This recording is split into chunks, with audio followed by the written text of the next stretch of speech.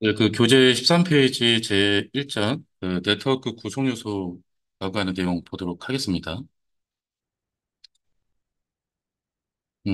자, 일단 네트워크에 대한 정의부터 알아볼 건데, 이 네트워크라고 하는 거는 어떠한 목적이 있기 때문에 이 세상에 나왔을 거 아니에요? 그죠? 네. 그러니까 그 목적이 뭐냐면은 이 정보 공유를 목적으로 이제 나온 거예요. 정보 공유. 여기서 말하는 정보라고 하는 것은 뭐냐면 그 글자예요, 글자. 네, 글자.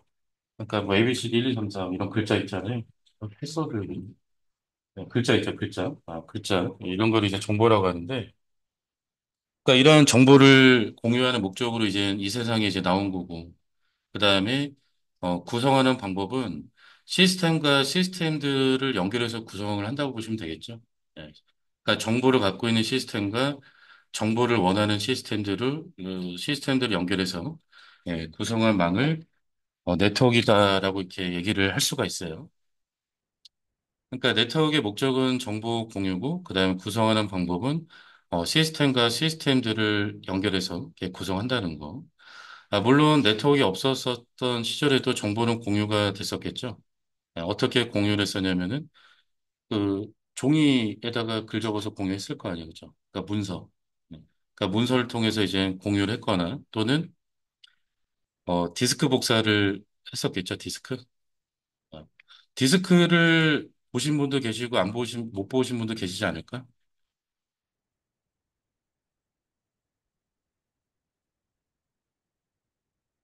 아, 그치. 디스크니까 허리 디스크 나오지.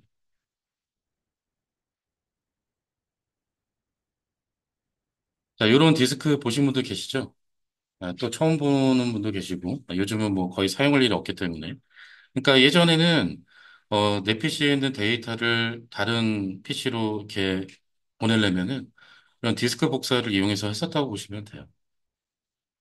그러니까 저도 이제 어렸을 때 제 기억으로는 이런 디스크를 통해서 뭐 게임 같은 거 이제 복사해서 갖고 오고 막 그랬었거든요.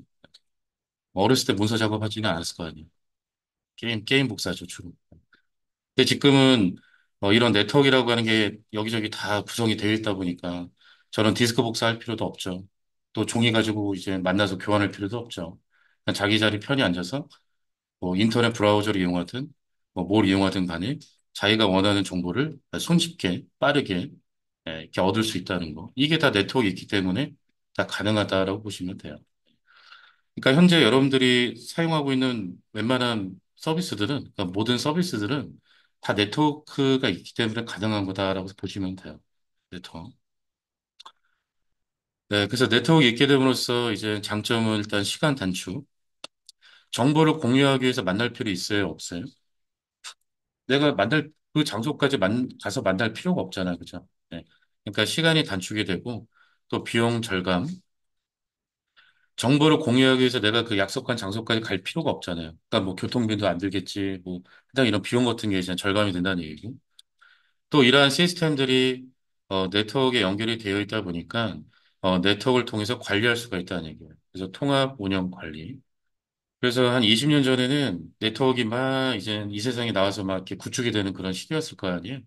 그래서 수많은 업체에서 이 네트워크를 소개할 때는 대부분 이제 파워포인트, PPT에다가 이렇게 동그라미 3개 이렇게 한 다음에 네트워크라고 하는 서비스를 사용하시게 되면은 시간이 단축되고 비용이 절감되고 통합 운영 관리가 가능합니다. 이런 식으로 많이 소개를 했었어요. 근데 지금 이 소개를 또 어디서 하고 있냐면은 바로 클라우드 서비스 있죠. 클라우드 서비스에서도 이 내용을 그대로 갖다 씁니다. 왜냐하면 클라우드 사용하게 되면은 마찬가지로 시간이 어때요? 단축되죠. 내가 필요한 서버가 바로 5초 안에 생겨요. 그리고 비용이 어때요? 절감되겠죠. 왜냐하면 서버를 구매할 필요가 없잖아.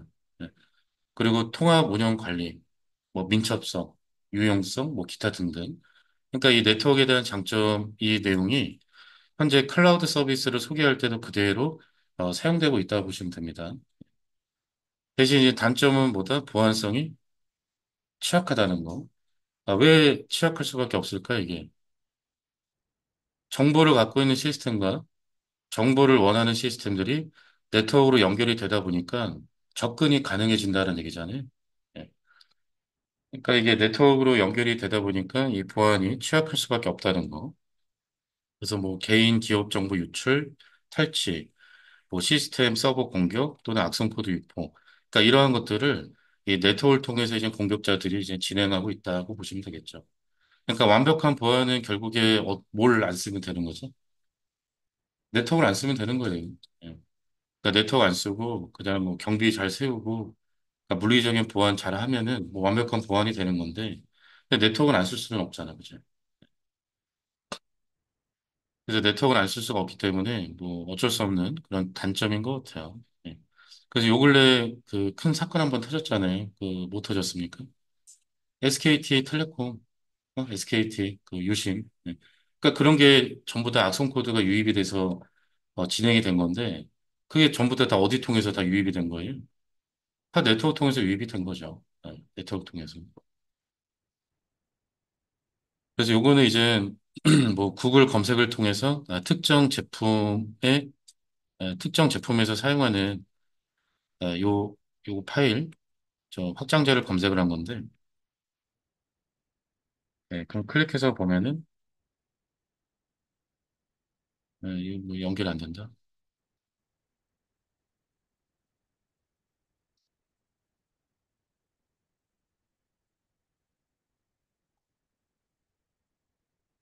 자, 구글 검색에서 이렇게 이제 검색하시면 여기 A6라고 하는 그 웹캠 있죠?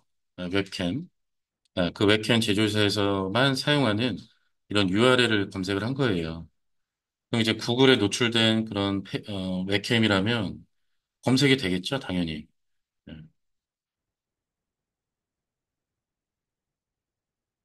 너무 느리다. 음. 아이씨, 아무것도 안 보이네. 하필이면.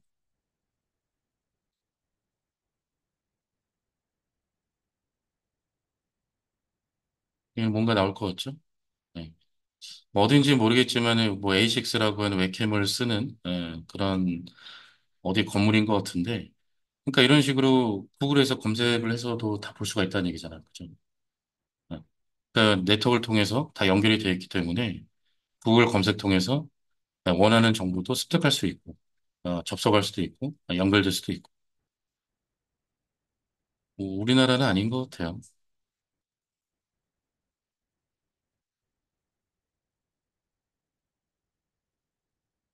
자, 그래서 일단 네트워크는 정보 공유를 목적으로 이런 시스템과 시스템들을 연결해서 이제 구성한 망을 네트워크이다. 이렇게 알아두시면 좋을 것 같아요. 제가 예전에 이제 그 업체 면접 봤을 때, 그때 물어봤어요. 네트워크에 대해서 말씀 좀 그 네트워크에 대해서 말씀 좀 해보실래요? 이렇게. 근데 지금은 안 물어보겠지, 이런 거. 당연한 거니까. 자, 그 다음에 이제 프로토콜. 프로토콜이라고 하는 게 이제 원래 영단어로 뭐 규칙, 제도, 절차, 약속, 규약 그러니까 이런 의미를 갖고 있는 단어인데 저희는 이제 요거를 어떻게 해석하시면 되냐면은 그 네트워크 환경에서 데이터를 전송할 때 전송 방법을 정의한 규약 및 도구를 의미한다. 일단 최대한 짧게 적어놓은 건데요. 그러니까 뭐라고 생각하시면 되냐면은 데이터를 전송할 때, 그러니까 여기서 말하는 데이터가 이 정보잖아요. 정보. 네. 그러니까 데이터라고 하는 거는 글자예요, 글자. 글자인데, 그러니까 이러한 데이터를 전송할 때 정의해놓은 규약이라고 보시면 돼요. 아니면 규약이라고 한 말이 좀 어렵다 싶으면 그냥 도구라고 생각하시면 돼요. 도구. 그러니까 도구도 좀 내용이 어렵다? 그러면 어떻게 생각하시면 되냐면은 그 배송할 때 이 택배 박스 있잖아요. 그죠? 박스. 그 박스라고 생각하시면 돼요. 그래서 그 택배 박스 보면은 뭐가 적혀 있습니까, 여기? 이거 배송하려면 기본적으로 뭐가 적혀 있어요? 네, 송장 번호도 있고요. 송장 번호인가? 운송장 번호. 그 다음에 또는 뭐 보내는 사람, 받는 사람 이런 거 다 적혀 있지 않나요? 그러니까 이런 역할을 하는 녀석이 바로 프로토콜이다라고 생각하시면 돼요. 프로토콜. 자, 그래서 거기 실습 파일 CCNA 책에 실습 파일을 들어가시면 1-1번 프로토콜이 1-1번 프로토콜이라고 하는 게 있는데 자, 혹시 확장자가 안 보이신 분들은요, 이 보기에 가시면 파일 확장명 체크하시면 확장자가 보이고요. 그 다음에 이거 메타 정보 이런 거 안 보이시면은 속성 정보 있죠, 이런 거. 그러니까 마우스 우클릭해서 보기에 가면은 자세히 이러면 저처럼 파일 이름, 수정 날짜, 유형, 크기 다 이렇게 이제 나오게 됩니다. 자, 그래서 이거 1-1 프로토콜 pk앱을 더블 클릭하시면 이렇게 와이어샤크라고 하는 프로그램으로 아마 오픈이 될 거예요. 근데 혹시 안 되시면은 말씀을 좀 해주시고요. 그리고 이 업데이트 나오면 업데이트 저희는 안 할게요. 그 X. 자, 요거 안 열리면은 말씀 좀 해주실래요? 그 PC에 그 와이어샤크라고 하는 게 설치가 안 돼 있어서 그런 거라. 어, 있을 건데. 자, 이거 1-1 프로토콜 pkb라고 하는 거를 실행하시게 되면 와이어샤크라고 하는 프로그램으로 이렇게 열릴 거고, 이 와이어샤크라고 하는 프로그램은 구글에서 이제 검색을 그 한글로 해도 나와요. 와이어샤크.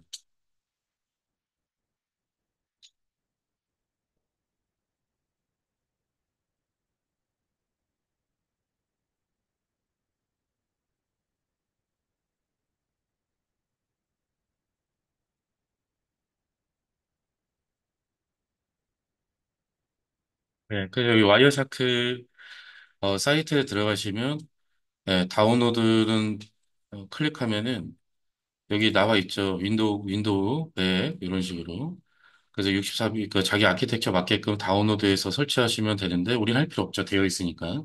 근데 버전이 우리 거는 좀 옛날 거예요. 아시겠죠? 네. 그러니까 옛날 걸로 그냥 할 거고. 그리고 이런 것도 좀 알아두시면 좋을 것 같아요.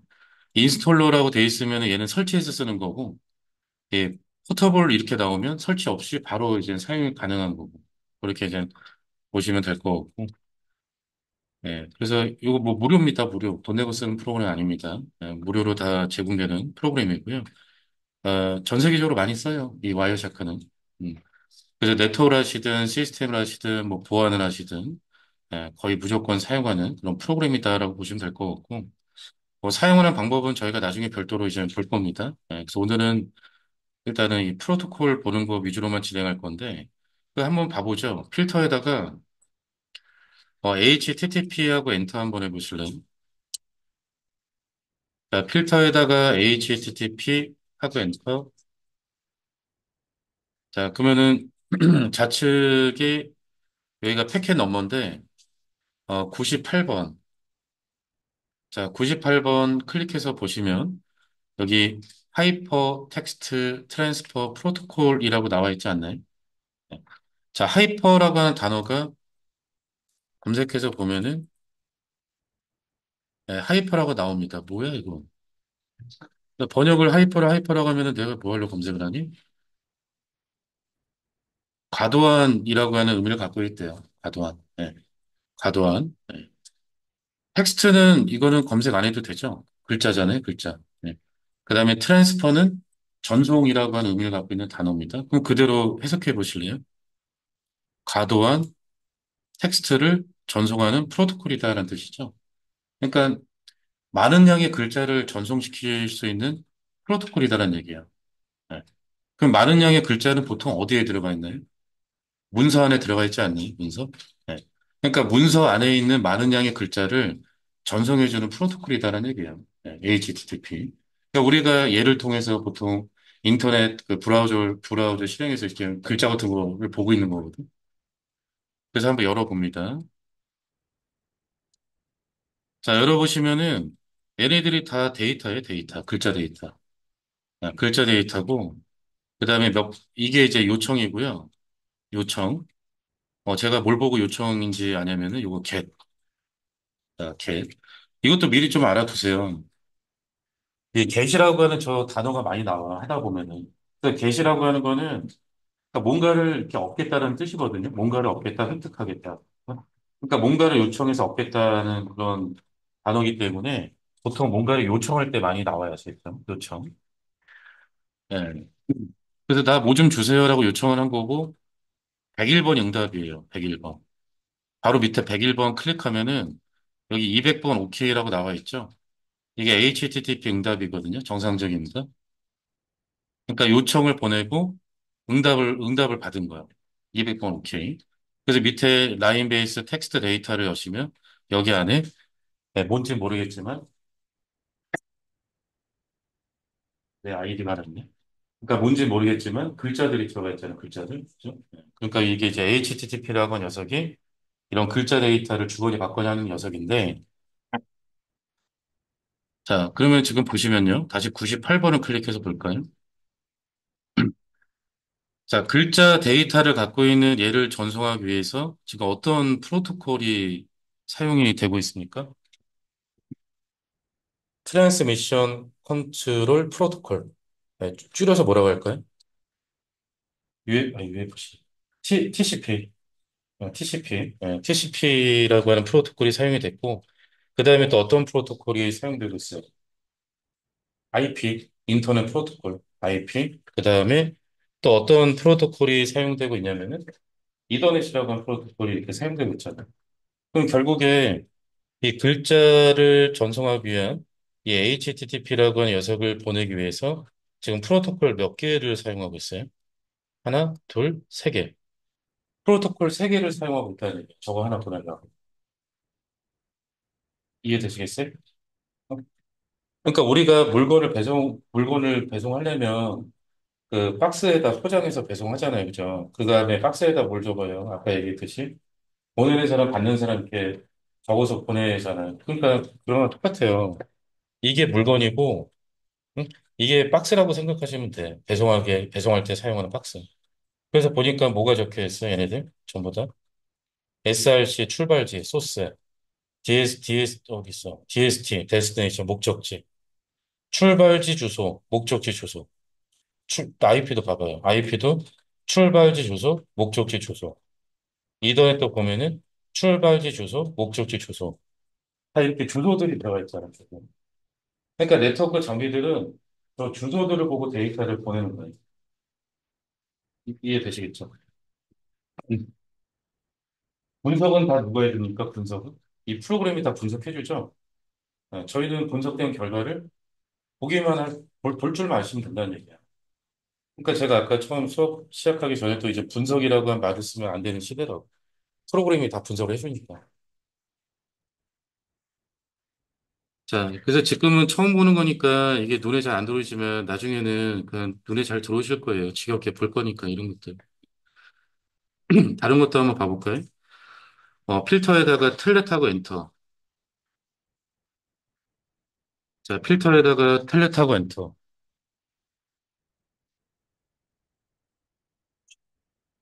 12시. 아. 자, 필터에다가 텔렛하고 엔터에서 몇 번 데이터 보시냐면은 2081번 데이터 클릭해 보세요. 2081. 위에 있을 텐데. 네. 네, 다 클릭하셨습니까? 자, 그럼 여기 텔렛을 열면은 데이터 뭐가 들어가 있어요? A라고 하는 글자 들어가 있지 않나요? 아까 제가 얘기했잖아요. 데이터 글자라고 그냥 글자. 그럼 이 A라고 하는 데이터를 전송하기 위해서 얘도 보니까 프로토콜 어떤 거 사용하고 있어요? 처음에 TCP, 그 다음에 IP, 그 다음에 이더넷 이렇게 들어가 있잖아. 그러니까 지금 이 A라고 하는 데이터를 보내기 위해서 TCP, 그 다음에 IP, 그 다음에 이더넷 이런 식으로 이제 프로토콜들이 사용이 되고 있다는 얘기죠. 그러니까 이 프로토콜이라고 하는 것은 이게 데이터를 전송하기 위해서 미리 정의해 놓은 약속이고, 그 다음에 데이터를 전송할 때 쓰는 도구다. 마치 우리가 물건 배송할 때 사용하는 박스다. 이렇게 생각하시면 되게 쉬워요. 그러니까 이 네트워크는 우리가 살면서 일상생활에서 이렇게 접했던 그런 요소들 있잖아요, 내용들. 그러니까 그런 것들이 좀 많이 보이거든요. 그러니까 뭔가 이렇게 전송하는 거니까.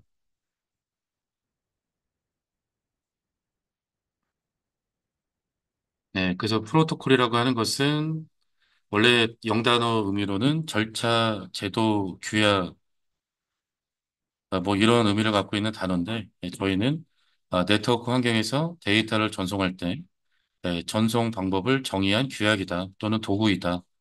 이렇게 이제 풀이하면 될 것 같아요. 그래서 어디서는 그냥 간단하게 데이터 전송 규약이다. 이렇게 얘기합니다. 규약.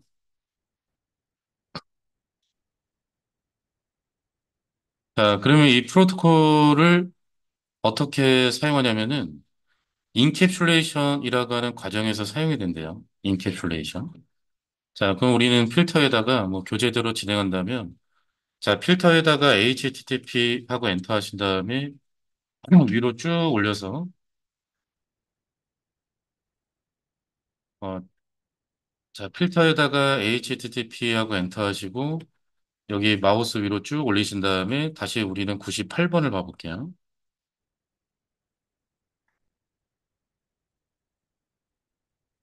자, 그럼 이 HTTP 안에 글자들이 들어가 있죠? 자, HTTP 안에 이렇게 글자들이 들어가 있습니다. 자, 그럼 이거를 제가 좀 비유를 해드리면은,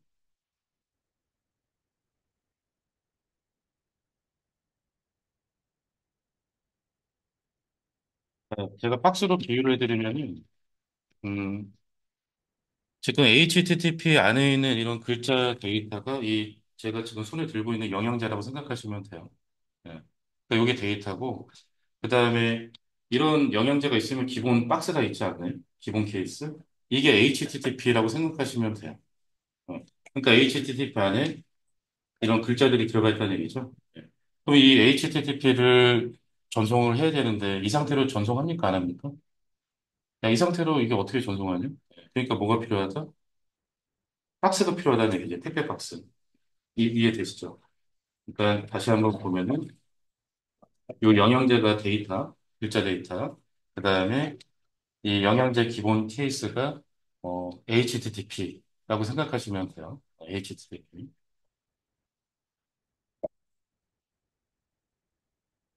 그래서 HTTP는 이런 글자 데이터를 갖고 있는 하나의 이제 프로토콜인데 얘를 전송하기 위해서 가장 첫 번째로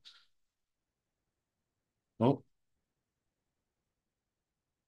TCP라고 하는 프로토콜이 이렇게 사용이 되죠. 그러니까 이거 어떻게 해석하시면 되냐면은 얘를 전송하기 위해서 TCP라고 하는 프로토콜로 얘를 포장한다라고 생각하시면 돼요. 박스 포장. 왜냐면 이제 보내야 되니까. 그러니까 이러한 과정을 인캡슐레이션이다라고 이제 표현을 합니다. 인캡슐레이션. 그래서 데이터를 전송하기 위해서 프로토콜 정보를 추가하는 이런 패키지 과정, 그러니까 이러한 과정을 인캐슐레이션이다라고 얘기를 합니다. 근데 이게 TCP만 갖고는 이게 전송하기 힘든가 봐요. 그래서 보니까 어떤 프로토콜이 또 한번 사용이 되죠? IP. 여기 지금 우리 보고하고 있잖아요. 그래서 IP라고 한 프로토콜이 얘네들을 또 한번 다시 포장을 하게 돼요. 포장. 그러면 지금 박스 몇 개를 썼죠? 두 개를 쓴 거지. 두 개, 벌써. TCP라고 하는 박스랑 IP라고 하는 박스로 포장을 한 거죠. 예. 근데 또 얘만 갖고는 힘든가 봐. 그러니까 또 뭐가 있어요? 이더넷. 음? 이렇게 이더넷이라고 하는 프로토콜이 또 한 번 이렇게 인캡슐레이션이 돼요. 그래서 여기까지 인캡슐레이션 되면은 이제 요 데이터를 전송할 수 있다고 보시면 돼요. 그래서 이런 식으로 이 데이터를 전송하기 위해서 이런 프로토콜 정보를 추가하는 이러한 과정을 뭐라고 한다? 네, 인캐슐레이션이라고 얘기를 한대요. 인캐슐레이션.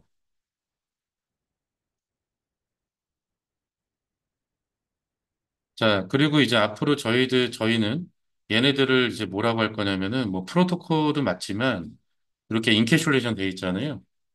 자, 인캐슐레이션 될 때 얘 앞에 있어요? 뒤에 있어요? 얘 앞에 있지 않나요? 네. 그래서 앞에 있으니까 이제 앞으로 저희는 헤더라고 합니다. 헤더. 네, 헤더. 그래서 이더넷 헤더, IP 헤더, TCP 헤더 이렇게 얘기를 할 거예요. 그러니까 프로토콜은 맞는데 이렇게 이제 인캐슐레이션이 되면은 앞으로 이제 TCP 헤더, IP 헤더, 이더넷 헤더다라고 이제 얘기를 할 거다. 아시겠죠?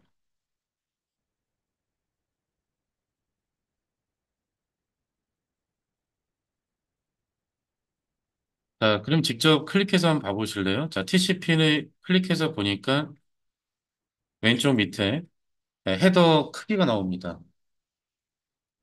왼쪽 밑에 보면은 네, 헤더 크기가 나와요. 자, 몇 바이트라고 나와 있습니까? 20바이트. 아, 우리 다 보고 가는 거잖아. 클릭하면 다 나오잖아요. 자, 그다음 IP. IP도 클릭해서 왼쪽 밑에 보니까 몇 바이트? 20바이트. 그다음에 마지막 이더넷은 몇 바이트? 14바이트가 되네요. 자, HTTP는 클릭하니까 몇 바이트를? HTTP는 2189바이트라고 나와 있네요. 그러니까 실제 데이터는 2189바이트인데 데이터를 전송하기 위해서 어쩔 수 없이 저 프로토콜 헤더들이 들어가니까 몇 바이트가 더 추가가 됩니까? 50? 네, 4바이트가 더 추가가 되는 거죠. 이거 당연한 거 아니냐? 물건을 요만한데 배송하려면 박스 포장하니까 박스가 커지잖아. 그러니까 박스 때문에 커지잖아요. 그죠? 부피가. 그러니까 동일한 원리죠.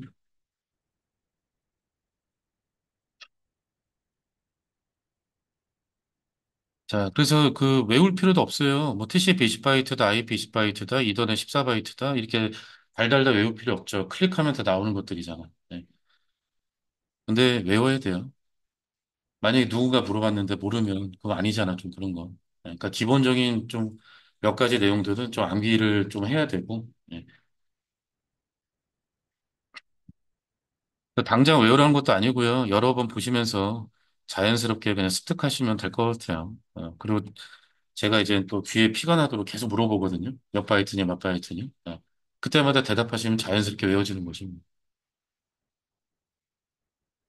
자, 그러면은 만약에 이제 이러한 데이터가 전송이 됐답니다. 그러면은 만약에 받았어요. 시스템이. 음? 시스템이 요 데이터를 받았답니다. 그럼 가장 먼저 어디 헤더부터 볼 수 있을까? 이전 헤더부터 볼 수 있지 않을까요? 우리가 물건 받으면은 안에 있는 물건 보여? 안 보이잖아. 박스만 보이지 안에 있는 물건 안 보이잖아요. 똑같은 거죠. 그래서 만약 이 시스템이 이러한 데이터를 받으면 이던의 헤더를 가장 먼저 보게 되어 있어요. 그거밖에 안 보여, 어차피. 그래서 이던의 헤더에 이 목적지 주소를 보니까, 나한테 온 게 맞대. 그러면 이 이던의 헤더 어떻게 할까요, 이제? 뜯어내지 않을까? 내가 만약에 그 택배를 받았는데 박스에 보니까, 받는 사람이 내가 맞아. 그럼 박스 뜯을 거 아니에요. 똑같은 거죠. 그래서 자기한 통계 맞다면 요거를 뜯어냅니다. 그래서 요 반대 과정을 이 서양 형들은 이제 뭐라고 하냐면은 디캡슐레이션이라고 얘기를 해요. 그러니까 인캡의 반대 디캡. 그러니까 디캡슐레이션. 그러면은 이 시스템은 이제 어디 헤더를 볼 수 있죠? IP 헤더. 마치 막 러시아 인형처럼 막 인형 깠는데 또 인형이 또 있는 것처럼 이동 헤더를 깠는데 안에 또 IP 헤더 또 있다는 얘기잖아. 그럼 봐야지 뭐 어떻게. 네. 그래서 IP 헤더를 보니까 IP 헤더의 이제 목적지를 봐요. 그럼 목적지 주소가 내가 왔대. 그럼 이제 IP에도 어떻게? 똑같이 디캐슐레이션 하겠지. 자기 형통계 맞는 거잖아요. 네, 그것도 디캐슐레이션. 그다음 이제 무슨 헤더가 보일까요? TCP 헤더가 보이겠죠. 그래서 TCP 헤더의 목적지를 보니까 내가 맞대. 그럼 이거 TCP도 어떻게? 뜯어내겠죠. 그럼 이제 뭘 볼 수가 있어요? HTTP를 볼 수가 있죠. 그럼 HTTP를 열어보면은 이 안에 이런 글자들을 이제 읽을 수가 있다는 얘기죠, 시스템이. 이해돼요? 근데 만약에 시스템이 이러한 데이터를 받았는데 이던 헤더를 받는데 목적지 주소가 자기한테 온 게 아니래요. 그러면 어떻게 할 것 같아, 시스템은? 자기한테 온 게 아닌데 이걸 받아버리면 버그죠, 오류죠, 오류. 그러니까 자기한테 온 게 아니면 그냥 버려버립니다. 사람이라면 고민할 거 아니야, 사람이니까. 근데 기계들은 고민하면 안 되지. 기계들은 경우의 수가 몇 개밖에 없는 것 같아요, 얘네들은. 얘네들은 할 수 있는 게 뭐밖에 없죠, 참하고. 거짓밖에 없어요. 그러니까 참이면 받는 거고 거짓이면 드랍을 해야 되겠죠. 예. 그러니까 기 아니냐 이거밖에 없는 애들이에요, 얘네들은. 그래서 이더네 헤더를 봤는데, 나한테 온 게 아니야? 그러면 드랍 처리합니다. 이해되시겠죠? 근데 만약에 네트워크 장비라면 드랍하면 될 거 아니에요? 배송하시는 분이 택배를 받아서 배송하셔야 되는데, 나한테 온 게 아니네? 그 버려버리면 이상하지 않아? 어? 그러니까 만약에 네트워크 장비라면, 이더네이더의 목적지 주소를 보니까, 나한테 온 게 아닌데, 당연히 자기한테 온 게 아니겠지. 네트워크 장비인데. 그럼 네트워크 장비는 어떻게 하느냐? 이 데이터를 받아서 목적지까지 갈 수 있도록, 그 다음에 또 이제 내보내게 돼요. 다른 쪽으로. 네트워크 장비니까. 근데 시스템들은 네트워크 장비가 아니라 끝에 있는 시스템이잖아요. 그러니까 받았을 때 자기한테 온 게 아니면 드랍을 하는 거고, 네트워크 장비는 받은 다음에 목적지 확인해서 내보내고, 또 받은 다음에 목적지 확인해서 내보내고, 그렇게 동작하는 애들이 네트워크 장비고. 자, 그래서 정리하면은 이렇게 데이터를 전송하기 위해서 프로토콜 정보를 추가하는 과정을 뭐라고 한다? 인캡슐레이션. 그 다음에 데이터를 받았을 때 자기한테 온 게 맞다면 헤더를 하나하나씩 띄워버리는 과정을 뭐라고 한다? 디캡슐레이션이다라고 얘기를 합니다. 그러니까 저는 네트워크를 처음에 시작하면은 일단 네트워크가 왜 필요하고 왜 떻게 구성해야 되는지, 어? 그러니까 이거를 좀 아셔야 되고 또 네트워크를 구성하려면 프로토콜이라고 하는 게 필요하다는 거. 그리고 프로토콜을 어떻게 사용한다? 인캐슐레이션 할 때 이렇게 사용한다는 거. 이 세 가지를 미리 좀 알고 시작하시면 이렇게 어려운 건 없는 것 같아요.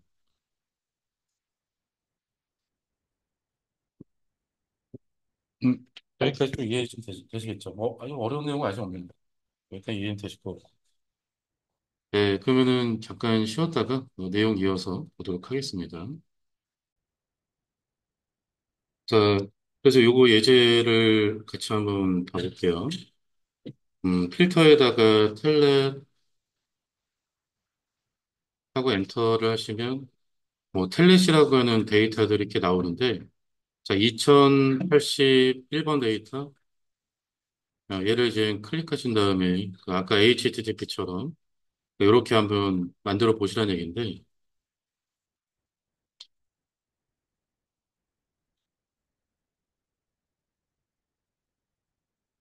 자, 텔넷이라고 하는 그 데이터가 있고요. 자, 얘를 전송하기 위해서 TCP라고 하는 프로토콜이 인캡슐레이션 되어 있고, 그 다음에 이제 IP라고 하는 프로토콜, 그 다음에 이더넷이라고 하는 프로토콜, 이렇게 인캡슐레이션이 되어 있습니다. 그럼 각각의 이제 헤더마다 이제 크기를 보시면, 그냥 클릭하면 왼쪽 밑에 다 사이즈 나와요. 키. 그래서 TCP가 20바이트, 그다음에 IP도 클릭해서 보면은 20바이트. 그다음 이더넷은 클릭해서 보면은 14바이트 이렇게 이제 되네요. 자, 텔넷은 몇 바이트입니까? 클릭하니까 1바이트. 그러니까 1바이트니까 몇 글자 들어가 있다는 얘기죠? 한 글자. 한 글자가 1바이트예요. 보니까 열어보니까 A 들어가 있잖아. A. 그러니까 1바이트. 그러니까 1바이트짜리 데이터를 보내기 위해서 몇 바이트가 더 추가가 됩니까? 54바이트가 추가가 되고 그래서 위에 보면은 자, 총 몇 바이트래요? 55바이트 맞죠? 자, 그래서 이 55바이트를 와이어가 뭐예요? 선 아니야? 네, 그러니까 케이블로 내보낸다라는 얘기죠. 그래서 55바이트가 캡처가 다 됐대요. 캡처. 비트로는 몇 비트입니까? 1바이트가 8비트니까 440비트가 되겠죠. 그러니까 아까도 얘기했지만 분석은 얘네들이 다 해줘요. 그러니까 우리는 분석된 결과를 잘 볼 줄 아시면 돼요. 그러니까 누가 얼만큼 볼 줄 아느냐에 따라서 이제 실력 격차가 나게 되는 거죠. 자, 그 다음에 이제 SSL. 그러니까 SSL이 뭔지는 모르겠지만, 일단은 SSL. 그렇다고 제가 모르는 건 아니고, 일단은 SSL이 중요한 건 아니고, 자, SSL 클릭하고 363번을 보재요. 그래서 여기 363번 클릭하신 다음에 얘도 SSL. 네, 똑같죠? 아, 저 이렇게 하면 좀 그렇다. 그치? 밑에다가. 자, SSL. 자, SSL도 보니까 TCP 인캡슐레이션, IP 인캡슐레이션, 그 다음에 이더넷 인캡슐레이션, 이렇게 되어 있고, 그 다음에 TCP 클릭해서 보면은 20바이트, 그 다음에 IP도 몇 바이트? 20바이트. 클릭해서 보면은 IP 20바이트, 이더넷 14바이트. 자, 이렇게 인캡슐레이션 되어 있고, 그 SSL은 클릭해서 보니까 몇 바이트냐면 500, 아니 454바이트라고 나오네요. 그럼 다 더하면 이게 54바이트니까 더하면 508바이트, 508바이트 맞죠? 네, 508바이트. 자, 그러니까 텔레 데이터 전송할 때는 TCP IP 이더넷, SSL이라고 하는 데이터를 전송할 때도 TCP IP 이더넷. 그러니까 이런 순으로 인캡슐레이션이 됩니다. 네. 그리고 이런 텔레 TCP, SSL, TCP 이거는 텔레하고 SSL을 만드신 분이 어, 우리가 네트워크상에서 데이터를 전송할 때는 TCP 사용할 거야라고 다 정해놨다고 보시면 돼요. 자, 그 다음에 이제 DNS. 자, 필터에다가 DNS하고 엔터.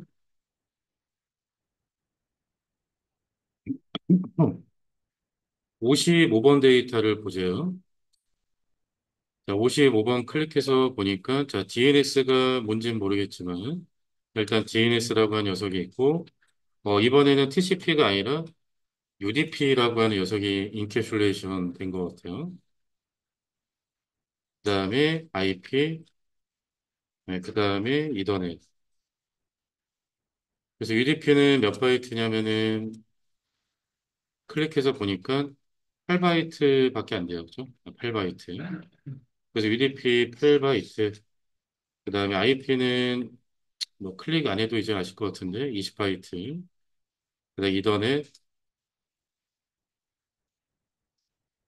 14바이트, 이더넷 14바이트 이렇게 되네요. 그래서 DNS라고 하는 데이터는 TCP가 아니라 UDP를 이렇게 사용하는 걸로 이렇게 나와 있네요. 아, 물론 TCP 쓰는 경우도 있긴 합니다. 근데 지금 저희가 보는 거는 UDP라고 하는 유저 데이터그램 프로토콜이라고 하는 요 녀석이 인캡슐레이션 되는데 자, 일단 DNS는 클릭해서 보니까 31바이트래요. 그러니까 안에 31글자가 들어가 있다는 얘기죠. 31바이트. 다 합치면 몇 바이트입니까? 34, 이걸 왜 계산하고 있죠? 73바이트겠죠? 믿어야죠, 기계를. 사람을 믿으면 안 돼. 그러니까 오류가 많은, 응? 오류가 많기 때문에 사람은. 그래서 73바이트가 맞겠고요.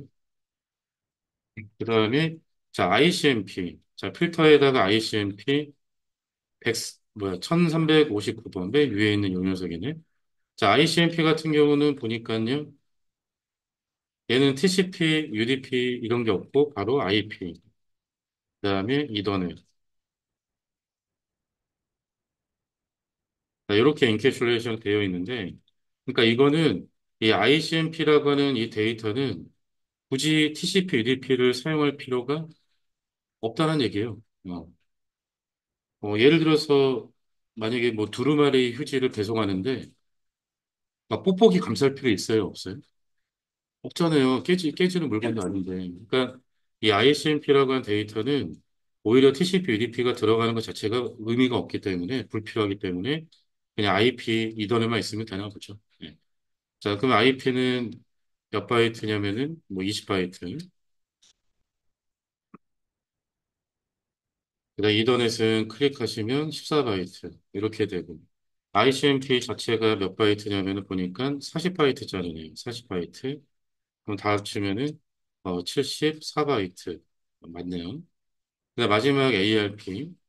자, 필터에다가 ARP하고 엔터 하시고 9번 데이터를 보세요. 맨 위에 거는. 자, 그러면 지금 우리가 ARP가 뭔지는 모르겠지만 일단 ARP. 자, ARP는 바로 뭐가 인캐슐레이션 되어 있냐면은 이더넷이 인캐슐레이션 되어 있어요. 자, 얘도 마찬가지로 TCP, UDP가 필요가 없고 또 IP가 필요가 없기 때문에 그러니까 이더넷만 들어가 있는 거다라고 보시면 돼요. 그러니까 이 말은 지금 뭐냐? 만약에 얘를 전송하려면은 TCP, IP, 이더넷 다 필요하다는 얘기잖아요. 근데 ICMP 전송할 때는 이 두 개만 있으면 된다는 얘기죠. 근데 이제 ARP라고 하는 거 전송할 때는 이더넷만 있으면 된다는 얘기예요. 예. 필요가 없는 거는 인캐슐레이션 할 필요가 없잖아. 크기만 증가되는데. 그리고 여기서 이제 또 갑자기 이더넷이 14바이트가 아니라 몇 바이트로 나오십니까? 32바이트로 나오죠. 자, 이게 클릭해서 보시면 패딩이라고 하는 게 몇 바이트 되어 있어요? 클릭해서 보면은 18바이트로 되어 있지 않나요? 그럼 지금 이더넷이 32바이트인데 18을 빼면은 몇 바이트예요? 기존에 14바이트 맞죠? 자, 보통 이 패딩이라고 하는 거는 뭔가 이렇게 부족한 부분을 채우는 거를 패딩이라고 합니다. 패딩. 그러니까 이게 데이터를 전송을 해야 되는데 이게 사이즈가 너무 작다는 얘기예요. 네. 그래서 그 부족한 부분을 이더넷 쪽에다가 이렇게 패딩을 추가해가지고 데이터 전송이 가능하도록 이렇게 사이즈 규격을 만들었다. 뭐 이렇게 그냥 해석하셔도 되긴 하거든요. 그래서 원래 이더넷 헤더 정보는 클릭해서 보시면 요거 데스티네이션 목적지 주소 클릭하면 6바이트라고 나와 있죠? 6바이트. 그 다음에 출발지 주소도 6바이트. 그 다음에 타입이라고 하는 게 몇 바이트는 2바이트란 말이에요. 그러면은 저 주소 6바이트, 6바이트, 2바이트니까 14바이트 맞잖아. 패딩 이거는 말 그대로 쓰레기값이에요. 예. 그래서 이더네이터는 원래 14바이트로 나와 있는데 지금 같은 경우는 부족한 부분을 채우기 위해서 패딩 18바이트가 추가가 돼 있어가지고 이더네이터가 32바이트로 지금 나오고 있는 거고 ARP 자체는 몇 바이트냐? 28바이트네. 네, 그럼 두 개 합치면은 60바이트가 맞죠? 60바이트. 이런 식으로. 자, 그러면은 제가 하는 게 맞는지 틀린지. 자, 텔넷을 전송할 때 이런 식으로 만약 이캐슐레이션 된대요. 이게 말이 돼야 안 돼요, 이거? 절대 안 됩니다. 왜냐면 프로토콜은 약속이라고 했죠? 약속, 규약. 응? 순서가 IP, TCP, 이더넷 이렇게 절대 인캐슐레이션 될 수 없어요. 박스 포장한 다음에 바깥에다 뽁뽁이 감싸는 사람 없잖아. 그쵸? 이 포장에도 다 절차가 있지 않나요? 정해진 절차? 이 물건을 포장할 때는 이런 단계로 포장을 해야 되고, 또 저런 물건 포장할 때는 또 뭐 이런 단계로 포장을 해야 되고, 그러니까 그런 단계나 약속이 있듯이 이 데이터를 전송할 때도 이 프로토콜이 인캐슐레이션 되는 이런 다 규칙, 약속, 절차가 다 있다고 보셔야 돼요. 그러니까 이런 거는 된다 안 된다 절대 이런 게 나올 수도 없다라고 보시면 돼요. 음?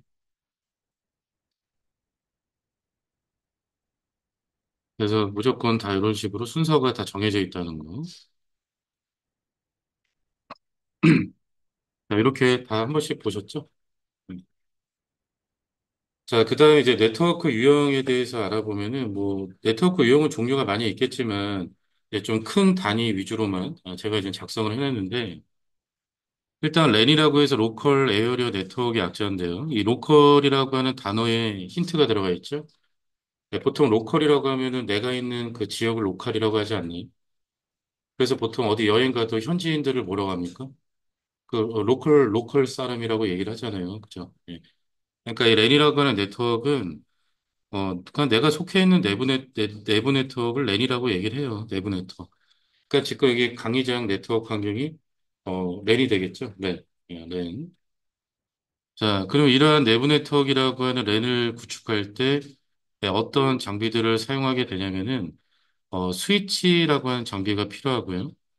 그다음에 PC에는 랜카드가 있어야 되겠죠. 랜카드.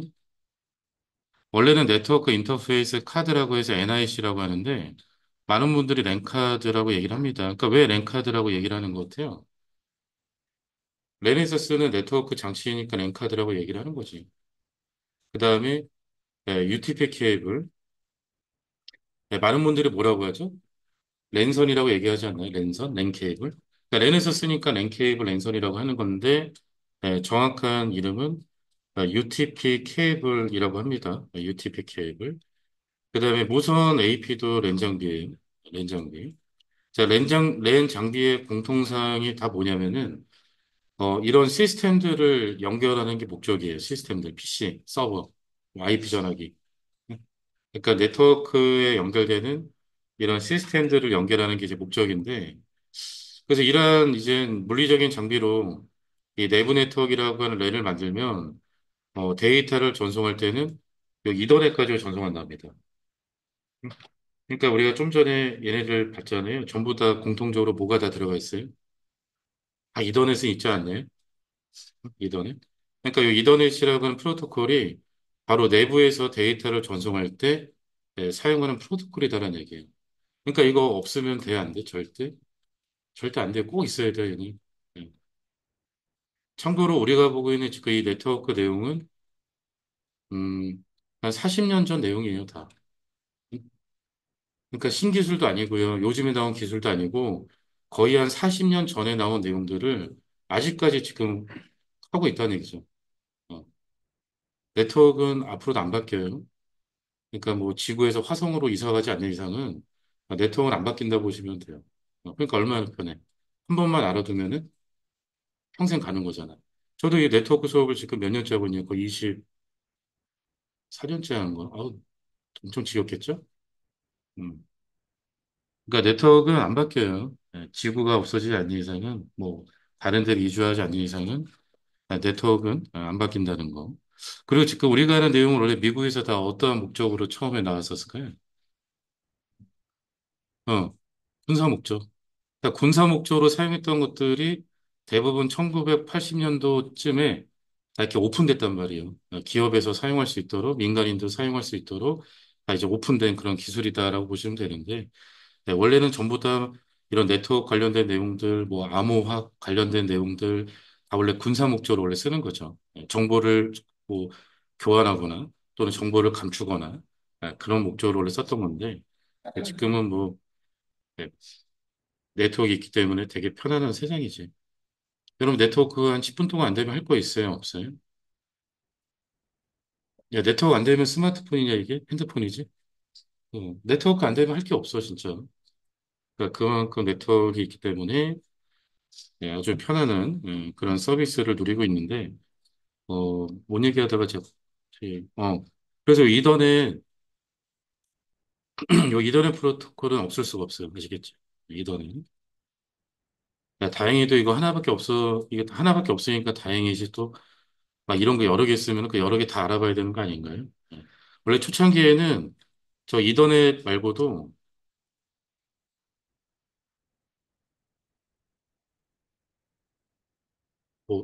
잘못 적었다. 뭐 토큰 링이라고 하는 것도 있었고 뭐 FDDI라고 하는 것도 있었거든요. 네. 근데 사라진 지 오래됐어요. 그러니까 다행히 어차피 하나밖에 없기 때문에 저희는 저 하나만 알아보면 되죠.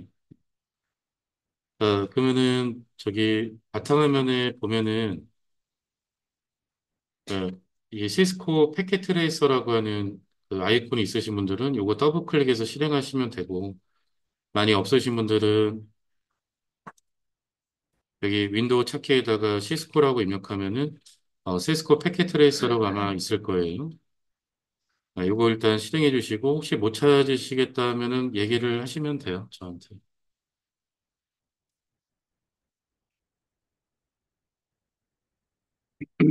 다 실행하셨어요? 못 찾겠다 하면은 말씀하시면 됩니다. 그러니까 실행이 되었으면은 이 패킷 트레이서라고 하는 이 프로그램 저희가 뭐 수업 시간에 자주 쓰긴 할 건데 공부하기에는 딱 좋아요. 간단하게. 예. 어, 이거 사용하는 방법도 뭐 별도로 이제 시간 내서 하는 것보다는 그 하시면서 자연스럽게 그냥 습득하시면 돼요. 어려운 거 아니거든요. 자, 여기 왼쪽 밑에 보면은 엔드 디바이스라고 하는 아이콘이 있는데 요거 이제 클릭해 보시면은 그 엔드 디바이스라고 해서 이제 그 네트워크 끝단에 연결되는 시스템들이 좀 여러 개가 나오죠. 뭐 쓸데없이 많이 있는 것 같은데 첫 번째 PC, 첫 번째가 PC인데 두 대만 이렇게 끄집어내세요.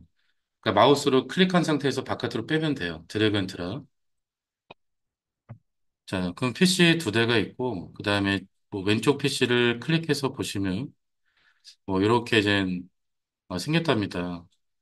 그래서 줌인을 클릭하면은 이제 확대가 되는데, 여러분들 이거 CD, DVD로 보신 분도 계시고, 처음 보신 분도 계시지 않나? 요즘 PC는 이게 없는데, 그지? 우리 집 PC에 이게 있는데 하면은 아직, 한 10 몇 년 동안 PC를 구매를 안 하신 거죠? 어. CD, DVD로는 요즘 안 쓰죠. 이거 왜 안 쓸까요? 아니, 뭐, USB라고 하는 아주 좋은 이동 장치가 있는데, 용량도 크고, 외장하드도 있고, 또, 요즘 누가 외장하드 USB를 씁니까? 클라우드에다 다 저장하면 되죠. 아, 물론 USB 외장하드 쓰지만, 네. 그러니까 이런 CD, DVD 룸이라고 하는 게 필요가 없어요. 근데 원래 이쪽 자리는 플로피 디스크 들어가는 자리인데, 네, 일단 의미가 없고, 요게 이제 랜카드입니다. 랜카드. 네, 보통 PC에는 뒤에 있죠. 뒤쪽. 뒤쪽에 있는데, 얘는 이제 교육용 프로그램이다 보니까, 일부러 이제 앞쪽에다 이제 보여주는 것 같은데, 자, 여기 패스트라고 보이면 100메가짜리입니다. 글자가 잘 안 보이죠? 패스트 이더넷 100메가짜리. 만약에 기가빗 이더넷 하면 1000메가짜리. 그러니까 이게 이제 흔히 말하는 랜카드. 이제 NIC. 자, 그러면은 이제 PC에는 랜카드가 있으니까 네트워크를 연결하면은 이 주황색 번개가 케이블이거든요. 그래서 주황색 번개를 클릭하신 다음에 자, 여기 항목이 여러 개가 있는데, 그러니까 첫 번째 주황색 번개를 또 한번 클릭하세요. 자, 그러면 왼쪽 PC, 클릭해서 딱 마우스 이게 뭐냐. 여기다가 딱 갖다 위치니까 마우스 포인트가 어떻게 바뀌죠? 그 커넥터처럼 나오지 않나요? 네. 저거 정확한 이름은 RJ45라고 합니다. RJ45. 네. 요거를 이제 왼쪽 PC에 클릭하고 빼면은 케이블 나오죠? 네. 그 오른쪽 PC에 클릭하면은 이렇게 연결이 돼요. 이게 네트워크죠, 뭐. 어, 케이블로 연결했잖아. 그러면 이 케이블을 통해서 전기 신호가 왔다리 갔다리 하는 거고요. 그리고 지금 여기 보면은 이 랜카드에 이제 불이 들어온 거거든요. 그러니까 불이 들어왔다는 얘기는 전기 통한다는 얘기, 안 통한다는 얘기? 통한다는 얘기지. 우리가 이거 형광등도 켜면은 불 들어오잖아요. 전기 통하니까. 똑같은 거죠. 자, 그러면 이제 이렇게 이제 통신을 하면 돼요. 이게 바로 랜이에요, 랜. 랜. 이때 어떤 프로토콜을 이용한다고요? 얘랑 데이터 주거니 받거니 할 때? 다 이더넷 이용하게 되어 있어요. 약속이에요, 약속. 네. 근데 만약에 PC 하나 더 끄집어 내볼까? 자, 엔드 디바이스 클릭해서, 자, PC 하나 더. 그럼 얘도 이제 얘네들하고 통신 좀 같이 하고 싶대. 네, 네트워크를 연결해서 통신을 좀 같이 하고 싶답니다. 그러면은 이거 PC에 랜카드가 지금 몇 개밖에 없어요? 하나밖에 없잖아. 그러니까 이거 얘랑 통신하려면 또 랜카드를 어떻게 됩니까? 또 하나 추가해야 되겠죠? 추가해서 얘랑 연결을 해야 되겠죠? 그리고 얘네들도 랜카드 추가해서 또 이렇게 연결을 해야 되겠죠? 그러면 각각의 PC마다 랜카드가 두 장씩 있어야 된다는 거 아닌가? 근데 만약에 PC가 세 대가 아니라 만약에 PC가 한 10대가 된대, 10대. 그 10대면은 각각의 PC마다 랜카드 몇 장씩 있어야 돼? 9장씩 있어야 되는 거 아닌가요? 그럼 점점 PC가 아닌 것처럼 보이지 않을까? 그렇잖아, 그지? 예. 그래서 이때 어떤 장비를 쓰는 거냐? 바로 스위치. 자, 이게 스위치예요. 네, 스위치. 자, 클릭하신 다음에 첫 번째 스위치 있죠. 295024. 얘를 마우스 이렇게 빼신 다음에 네, 클릭해서 한번 봐보세요. 네, 줌인 눌러주시면 확대가 되죠. 자, 보니까 이 스위치라고 하는 네트워크 장비는 뭐가 많이 있어요? 포트가 많이 있죠. 포트. 그러니까 군용이 많이 있잖아요. 구멍. 포트. 연결하기 위한 포트. 자, 그러면 닫아주시고. 자, 요거 케이블 삭제할 건데, 딜리트 키 누르면 마우스 포인트가 X로 돼요.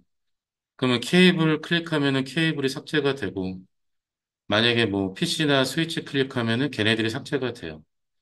자, 그럼 삭제할 거 다 했으면 ESC를 다시 눌러주시면 다시 원래 마우스 포인트로 복귀가 됩니다. 자, 그러면은 네, 스위치를 통해서 이제 연결을 하시면 되는데, 자, 주황색 번개, 그다음 첫 번째 주황색 번개, 그다음에 이렇게 클릭해서 이렇게 연결을 하세요. 네.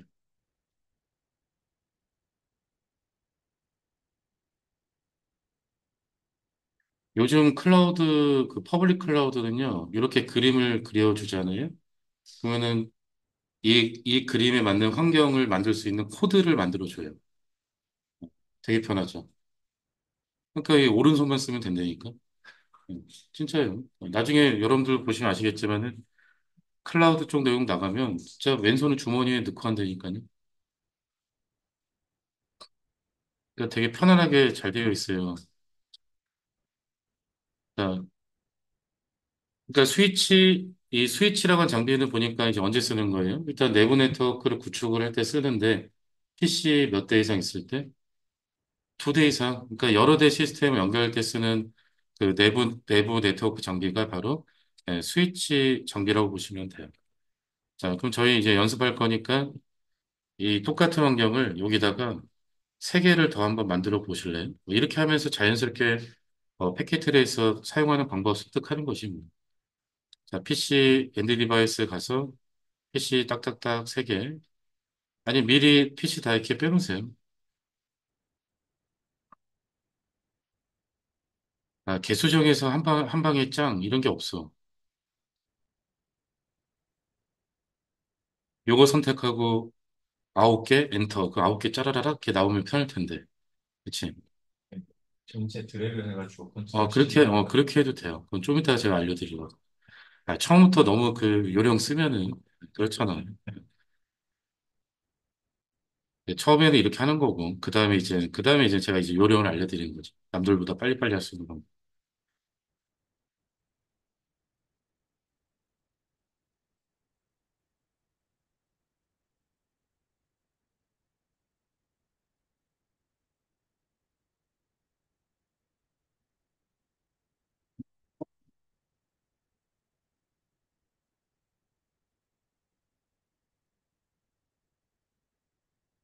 진짜 한 20년 전에 이거 네트워크 수업할 때, 이렇게 누가 이렇게 그림 그리면은 누가 좀 이렇게 코드나 이런 거 만들어주면 좋겠다, 이렇게 얘기했었는데, 지금은 그런 시대가 됐거든요. 요즘 미술 시간 같기도 하고.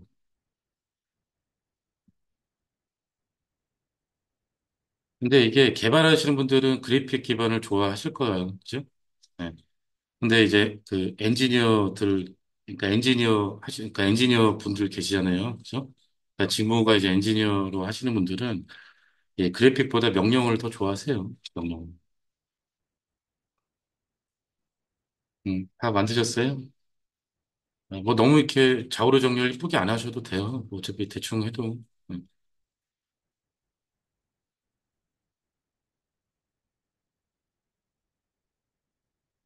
자, 그럼 이렇게 연결하면은 지금은 얘네랑 얘랑 같은 네트워크입니까? 다른 네트워크입니까?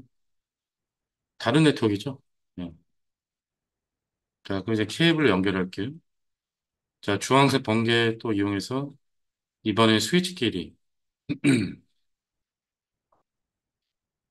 자, 이렇게 연결하시면 이제 같은 네트워크가 되는 거죠. 왜냐하면 전기 다 통할 거 아니에요. 찌릿찌릿 다 통하지 않을까?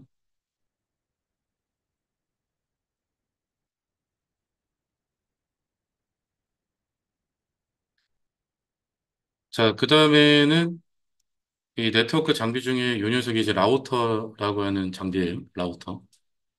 네, 그 동그란 원통 있죠? 네. 그러면은 그 라우터 종류가 여러 개가 있는데 뭐 아무거나 써도 관계는 없다면 왼쪽에서 다섯 번째 2811이라고 있죠. 2811. 자, 2811을 여기 하나 이렇게 빼주시고,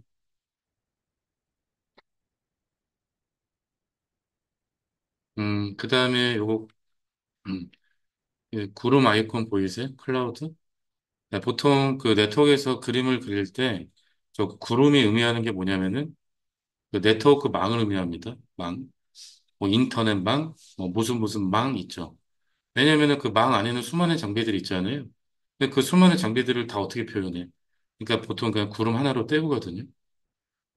네, 그래서 첫 번째 구름을 하나 이렇게 네, 군둥 구름. 여기가 인터넷입니다. 네, 인터넷. 이게 인터넷망. 자, 그럼 또 주황색 번개 이용해서 자, 구름이랑 라우터, 라우터랑 스위치 네, 이렇게 연결을 해줬어요.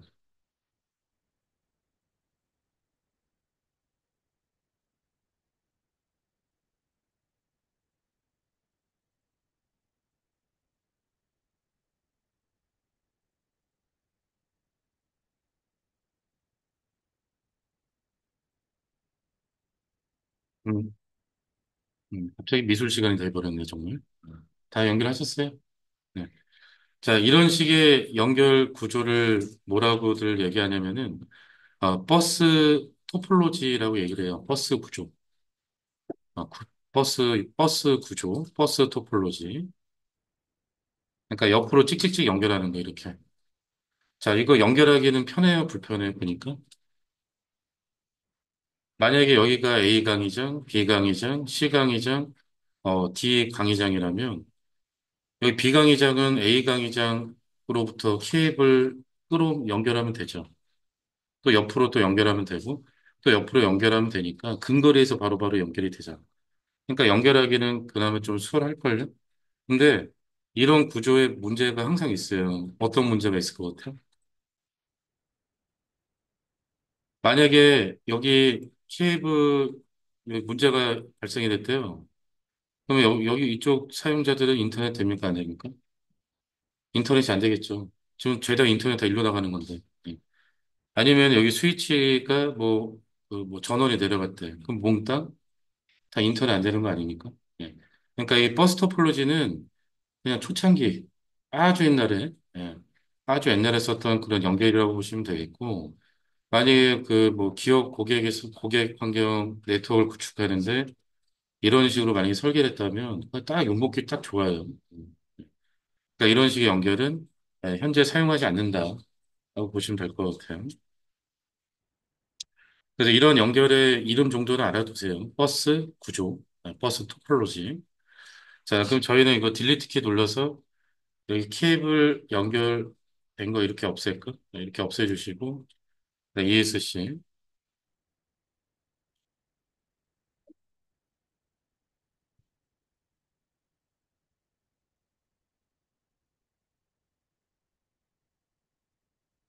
자, 없애셨으면은 요런만 좀 위치를 조금 수정하겠습니다. 그래도 좀 이쁘게 그려야지.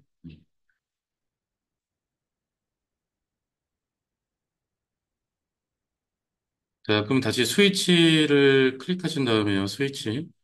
뭐, 첫 번째 290 스위치를 하나 더 추가하세요.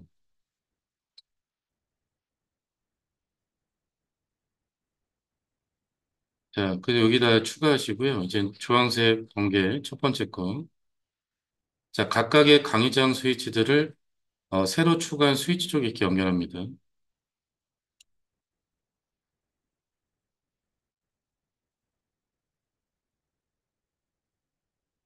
자, 그리고 이 새로 추가한 스위치랑 라우터랑 이렇게 연결을 합니다.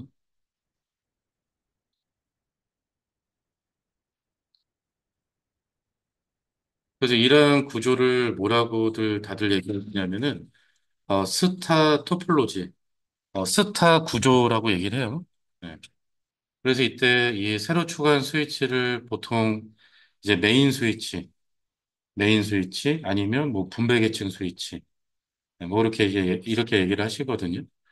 그래서 이렇게 스타 토폴로지 환경으로 연결하시면 그러니까 아까 버스 토폴로지에 대한 단점을 좀 어느 정도 해결할 수가 있어요. 왜냐하면은 만약 이쪽 케이블에 문제가 생겼대요. 그러면은 여기만 인터넷 안 되지? 이쪽 강의장들은 인터넷 하는데 문제 있습니까? 없습니까? 문제가 없죠. 그렇죠? 만약 여기 스위치가 뭐 전원이 내려갔다 합니다. 그럼 이쪽 강의장만 인터넷이 안 되지 다른 쪽은 인터넷 하는데 전혀 지장이 없는 거죠. 그러니까 버스 토폴로지가 갖고 있던 좀 문제점을 어느 정도 해소는 되는데 근데 얘도 구조상 문제가 있긴 해요. 어디가 장애 생기면 인터넷 안 되죠? 메인 스위치가 장애가 발생되거나 또는 여기 케이블에 문제가 있거나 라우터가 문제가 있거나 또는 여기 인터넷선 문제가 있다면 몽땅 인터넷 안 되는 건 동일하지 않나요? 그렇죠? 그러니까 이럴 때는 어떻게 하느냐 여기 구조를 이중화를 구현하자는 얘기예요. 이중화. 자, 그래서 얘네들 세 개만 마우스로 드래그 하신 다음에 자, 드래그 하면은 남들보다 색깔이 좀 허옇게 바뀌거든요. 그러니까 이게 드래그가 됐다는 얘기예요, 선택. 자, 그럼 컨트롤 키 누르고 이 세 개 중에 아무거나 하나를 마우스를 클릭한 상태에서 오른쪽으로 빼면은 이렇게 그대로 복제가 돼요. 근데 가끔 버그가 있어서 안 되는 경우도 있거든요. 이럴 때는 그냥 만들어 주셔야죠. 그래서 혹시라도 복제가 안 되시는 분들은 여기 옆에다가 이거 똑같은 거 하나만 만들어 주시면 돼요. 혹시 복제 안 되시는 분 계세요? 다 되시나 보네. 자, 그러면 연결하겠습니다. 자, 주황색 그 첫 번째 번개. 자, 또 각각의 강의장 스위치들을 새로 추가된 스위치 쪽에 연결하고요.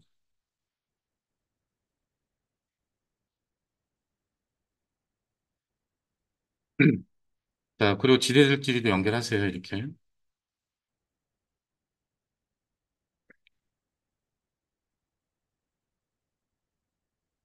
자, 그래서 이렇게 메인 구조랑 인터넷 연결 구조를 이중화를 구현을 하면요. 이제 앞으로 어떻게 되냐면은, 자, 여기 만약에 장애 발생됐다 합니다.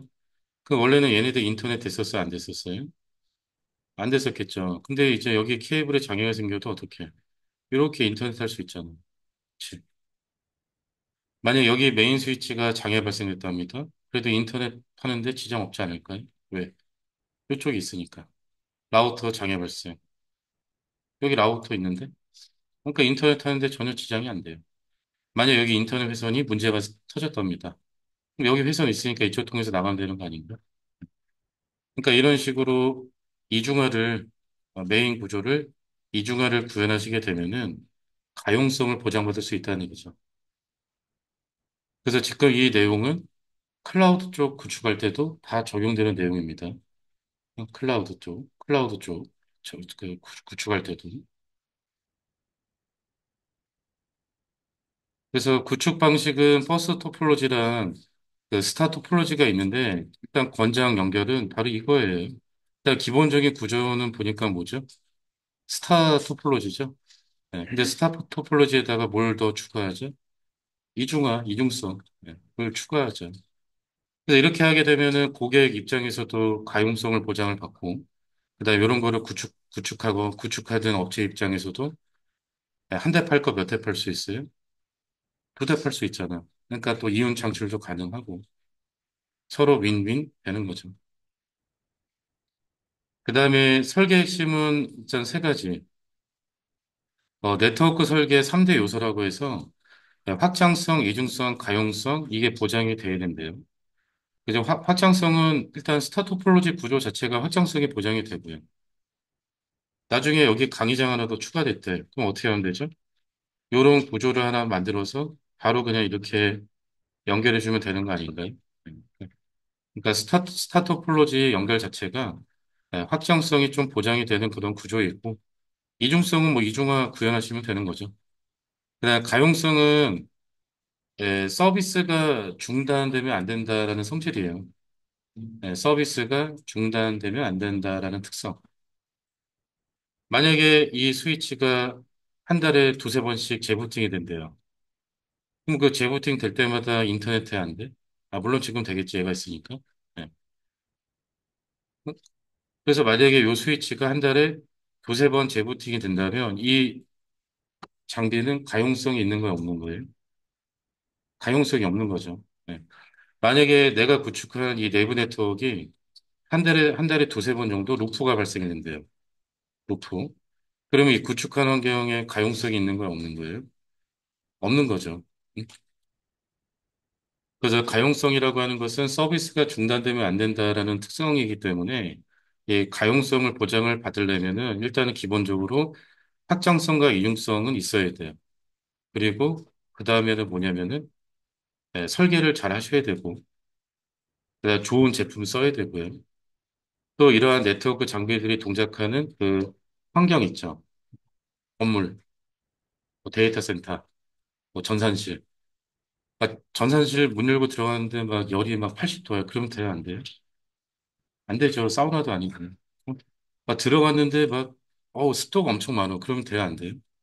안 되겠죠. 막 들어갔는데 습도는 하나도 없고 막 들어가자마자 정전기 막 내 몸에 정전기가 막 올라와. 그러면 돼요, 안 돼? 안 되죠. 그러니까 막 온도, 습도, 정전기, 기타 등등 다 그런 거 고려해서 환경을 만들어 주셔야지 가용성이 보장이 되겠죠. 그래서 이거는 제가 얘기하는 내용이 아니라 네트워크 설계 3대 요소라고 해서 확장성, 이중성, 가용성 이렇게 얘기를 합니다. 보안 3대 요소는 기밀성, 어, 그 기밀성이라고 하니까 발음이 좀 그러네, 그죠? 그 북조선의 기밀성을 얘기하면 기밀성, 그다음에 무결성, 그다음에 가용성. 가용성 무조건 다 들어가요. 관리는 뭐 이거는 저 만약에 이러한 환경을 만약 여기가 이제 학원이라고 막 이렇게 지금 교육센터로 비유를 하자면 만약 이런 환경을 여기 직원이 만들었대요. 그럼 누가 관리하는 겁니까? 여기 직원이 관리하는 거죠. 네, 사내 관리죠. 근데 만약에 이러한 환경을 그 SI N업체를 통해서 만약에 구축을 받았대요. 그러면 그쪽 업체 담당자가 관리를 해주겠죠. 네. 그래서 관리 부분은 사내 관리자 아니면 업체 담당자가 관리를 할 거다라고 보시면 될 것 같아요. 그러니까 이 랜이라고 하는 네트워크는 사용자랑 가장 가까운 네트워크입니다. 네. 근데 우리 눈에 보여요, 안 보여요? 안 보이죠? 우리 눈에 볼 수 있는 거는 PCD의 랜카드랑 랜선밖에 안 보이지 실제 네트워크 장비랑 또 연결된 케이블들도 눈에 잘 안 보이잖아. 왜? 인테리어 할 때 다 매설해줄 거 아니에요. 뭐 천장에다 하든 바닥에다 하든. 그러니까 눈에 잘 안 보이는데 여기 잘 보인다. 위에도 있네. 네, 그럼 잠깐 쉬었다가 그 다음 거 이어서 보도록 하겠습니다. 그 다음에는 이제 웬이라고 하는 네트워크인데, 그러니까 이게 뭐의 약자인지만 알고 있어도 절반 먹고 들어가거든요, 다. 그러니까 이게 뭐 어쩔 수 없잖아요. 이게 서양 애들이 만든 거라 다 영어고, 또 얘네들 또 약자 좋아하잖아요, 그죠? 예. 그래서 웬은 와이드 에어리어 네트워크의 약자인데, 이 와이드라고 하는 단어가요, 검색해 보시면은 광범위하다 이런 의미를 또 갖고 있는 단어거든요. 그러니까 예전에 요즘은 사라졌지만 옆으로 긴 TV를 와이드 TV라고 했단 말이에요. 어. 그러니까 이 웬이라고 하는 건 뭐냐면은 그냥 멀리 떨어져 있는 네트워크랑 네트워크를 연결하는 이 네트워크를 웬이라고 얘기를 하는 거예요. 예. 그 주로 이제 짧게 설명할 때는 랜과 랜을 연결하는 그 외부 네트워크 단위를 웬이다라고 얘기를 합니다. 웬. 예. 그러니까 뭐 서울에 있는 본사랑 뭐 대전에 있는 지사를 연결하겠다. 그러면 그 연결된 단위를 웬이라고 얘기를 하게 되는데, 그때 어떤 네트워크 장비가 필요하냐면은 라우터라고 하는 장비가 필요합니다. 라우터. 그러니까 우리 좀 전에 패켓 트레이스에서 그 동글동글한 녀석 있잖아요. 요게 라우터예요. 그렇다고 정말 라우터라고 하는 장비가 이렇게 동그랗게 생기진 않았고 다 네모납니다. 다 네모나게 생겼는데, 근데 이제 이런 아이콘 또는 심볼로 표현할 때는 이렇게 동그랗게 표현하더라고요. 그런 식으로. 그 라우터라고 하는 장비가 필요하고요. 그 세계적인 기업 중에 네트워크 하면은 시스코 시스템즈라고 하는 회사가 있어요. 다들 들어보셨죠? 네, 뭐 지금 저희가 쓰고 있는 프로그램도 시스코라고 나와 있는데, 그러니까 그 시스코 시스템즈라고 하는 그 미국 기업이 남들보다 오래전부터 라우터를 많이 팔아먹어서 큰 회사가 된 거예요. 전 세계적으로. 그래서 한 20 몇 년 전만 해도 그냥 전 세계, 그러니까 모든 네트워크 환경은 다 시스코 라우터라고 보시면 돼요. 그러니까 거의 독점이다라고 보셔도 되거든요. 뭐 시장 점유율이 막 90 몇 프로였으니까. 근데 지금은 다른 회사 제품들도 많이 쓰기 때문에 예전만큼은 아니지만 그래도 아직까지도 네트워크 시장에서는 영향력 있는 그런 회사 또는 제품이라고 보시면 돼요. 예. 자, 일단 웬이라고 하는 네트워크 환경에서는 데이터를 전송할 때 그 사용했던 프로토콜이 HDLC, 뭐 PPP, 프레임 릴레이라고 하는 녀석이 있었답니다. 근데 현재는 사용하지 않아요. 다 예전에 썼던. 그러니까 제가 네트워크를 처음에 이제 시작했을 때는 그때는 쟤네들이 있었었거든요. 근데 이제 사라지는 추세였어요. 그때 당시도. 근데 현재는 거의 사용하지 않고, 그럼 웬에서는 어떤 프로토콜 쓰느냐? 웬에서도 그냥 이더넷 씁니다. 이더넷. 네.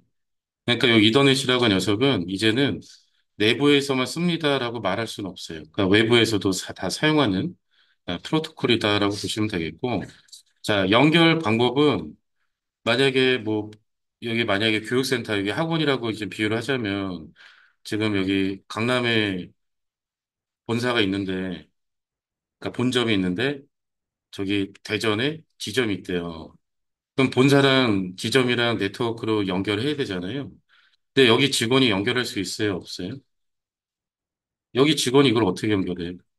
왜 연결하려면은 그 케이블로 연결해야 되는데, 강남에 있는 맨홀 뚜껑 열어가지고 들어가서 케이블 연결하고 그런 거 구청에서 허가해줘요, 안 해줘? 당연히. 안 해주겠죠. 맨홀 뚜껑 연다는 것 자체가 불법인데요. 네. 그러니까 이 웬이라고 하는 네트워크는 보통 이런 기업, 고객 입장에서는요, ISP 업체로부터 회선을 임대해서 연결합니다. ISP 업체. 자, 그럼 여기서 ISP 업체라고 하는 게 이제 뭐냐면은 인터넷 서비스 프로바이더 약자예요. 인터넷 서비스 프로바이더. 네, 그대로 직역하면은 어떠한 서비스를 제공한다는 얘기죠? 인터넷 서비스를 제공합니다라는 업체입니다. 그러니까 통신사업자예요, 통신사업자. 그러니까 우리나라 말로 하면은 인터넷 통신사업자. 대표적인 회사들이 가 있죠? 기업들이?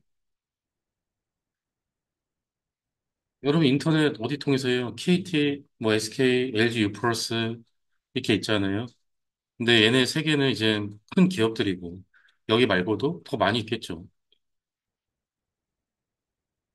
그래서 ISP라고 하는 업체는 인터넷 통신 사업자라고 보시면 되겠고, 그래서 이 ISP 업체는요, 우리나라 땅덩어리에다가 네트워크 망을 다 만들어 놨어요. 어, 마치 그 고속도로 있잖아. 뭐 경부 고속도로, 경인 고속도로, 영동 고속도로, 양양 고속도로, 뭐 수안 뭐 뭐야 또 뭐 있죠? 뭐 외곽 고속도로, 뭐 기타 등등 올림픽대로. 그러니까 이런 나라에서 도로를 다 만들어서 운전자들이 이제 응? 그 도로를 사용하게 제공하듯이 이 ISP 업체도 우리나라 땅덩어리에다가 이 네트워크망을 다 만들어 놨고 또 이 네트워크망을 다른 나라랑 다 연결이 다 되어 있다고 보시면 돼요. 그러니까 우리나라뿐만 아니라 다른 나라 사이트도 다 접근이 되시는 거죠. 그러니까 만약에 나는 KT 가입자야. 그럼 KT망에 연결이 되는 거예요. 그 SK 좀 그렇다 지금. 네. 뭐 LG 뭐 SK 가입자야. 그러면 SK 쪽 망에 연결이 되는 거고. 또 KT 망이랑 SK 망이랑 다 연결이 또 되어 있는. 그래서 이 웬이라고 하는 네트워크 기업 입장에서 봤을 때는 ISP 업체로부터 회선, 그러니까 이런 망을 임대하는 그런 방식으로 연결이 됩니다. 그러니까 무료예요, 유료예요? 유료죠. 뭐 얘네들이 비영리단체는 아니잖아. 엄청 영리단체 아닌가요? 예, 엄청. 예. 그러니까 돈 내고 써야죠. 빌리는 거니까. 근데 렌이라고 하는 거는 돈 내요, 안 내요, 이거는? 오늘 여러분들 제 PC에서 뭐 공유해 가셨는데 제가 돈 받았습니까? 안 받았잖아요. 그러니까 이 내부 네트워크는 돈 내고 쓰는 환경이 아니죠. 물론 초기 투자 비용이 들지, 구축을 해야 되니까요. 예. 그러니까 초기 투자 비용은 들지만 뭐 사용료 이런 게 없다는 얘기야. 근데 이 웬이라고 하는 건 어쩔 수 없이 그 법이 그렇게 되어 있기 때문에 이런 ISP 업체로부터 회사를 임대해서 연결을 하는 거라 유료라고 보셔야 되겠죠. 근데 기업 입장에서는 초기 투자 비용이 있어요, 없어요, 당연히? 없지. 얘네들이 만든 망을 빌려서 쓰는 거니까. 클라우드도 똑같아요, 클라우드. 클라우드도 기업 입장에서 초기 투자 비용이라고 하는 게 있어요, 없어요? 없죠. 서버를 구매할 필요 없잖아. 또 서버를 운영하기 위한 건물을 임대할 필요가 없잖아요. 그냥 AWS나 뭐 MS나 거기다가 돈만 내면은 바로 서버가 가상으로 다 만들어지는데. 그러니까 사용료는 내야죠. 관리도 마찬가지지 뭐. 여러분 인터넷 안 된다고 갑자기 여러분들이 그 뭐 아파 그 정보도 올라가거나 그런 거 해야 안 해. 그런 거 안 하시잖아. 예. 그냥 인터넷 안 되면 전화하면 되는 거 아닌가? 그러니까 관리도 ISP 업체 담당자 또는 이 ISP 업체의 망을 구축하거나 운영하고 있는 SI, NI 업체 담당자가 이제 관리를 하겠죠. 자, 그럼 여기서 SI, NI라고 하는 그 업체는 뭐냐면은, 자, 여기다 뭐 짧게 적어드리면, 얘는 그 기업 고객 및 사용자에게 뭘 제공해준다?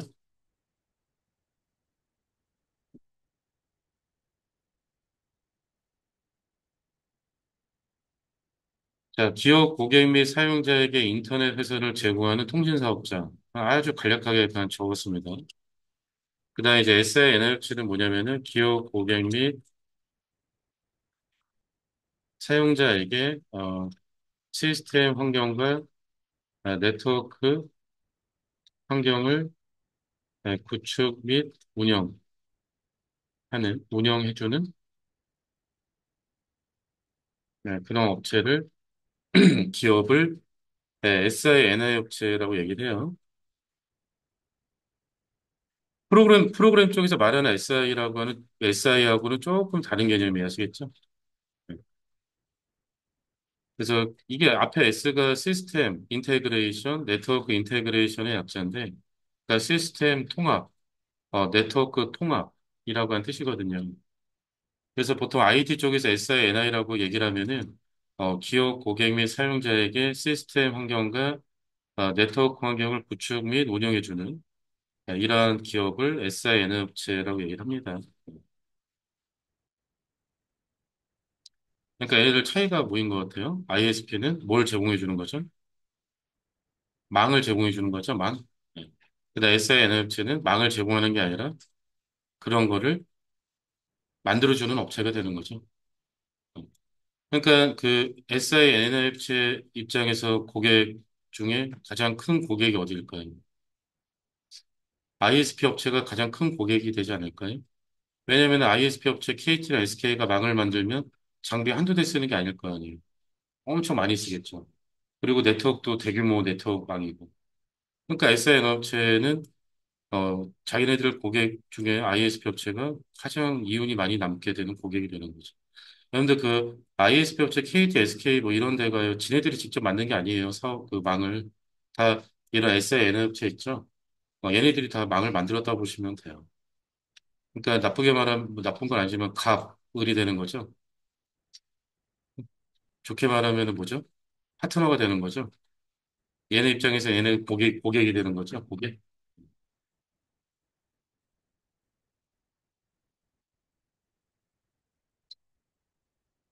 그다음에 하나만 더 용어 벤더. 얘기는 뭐냐면은 자사 기술력으로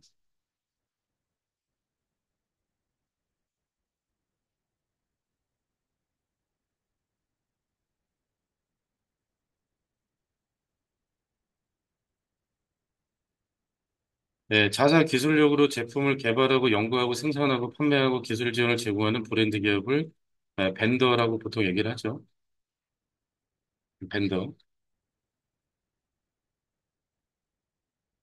그러니까 삼성도 벤더고 현대도 벤더고 다 벤더죠. 뭐. 시스코는 이제 뭐 하는 벤더입니까? 네트워크 장비 개발하고 판매하는 벤더가 되는 거죠.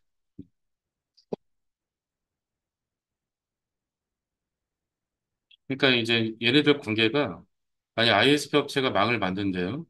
그럼 SI, n 업체들이 경쟁을 해요. 입찰 경쟁. 그래서 입찰 경쟁에서 이제 입찰이 된 업체들이 이 망 사업에 이제 들어가게 되는 거죠. 그럼 SI 연합체는 자기네들 자사 기술력으로 뭐 네트워크 장비를 개발하거나 뭐 판매하거나 그런 걸 합니까? 안 합니까? 그런 거 안 하죠. 그러니까 그러한 네트워크 장비나 이런 것들을 어디 회사로부터 사오는 겁니까? 벤더로부터 사와서 여기다 구축해 주는 거죠. 그러니까 쉽게 생각해서 도배 하시는 분들 있잖아요. 도배. 어? 도배 하시는 분들이 도배지를 만들어 안 만들어? 도배지는 안 만들지.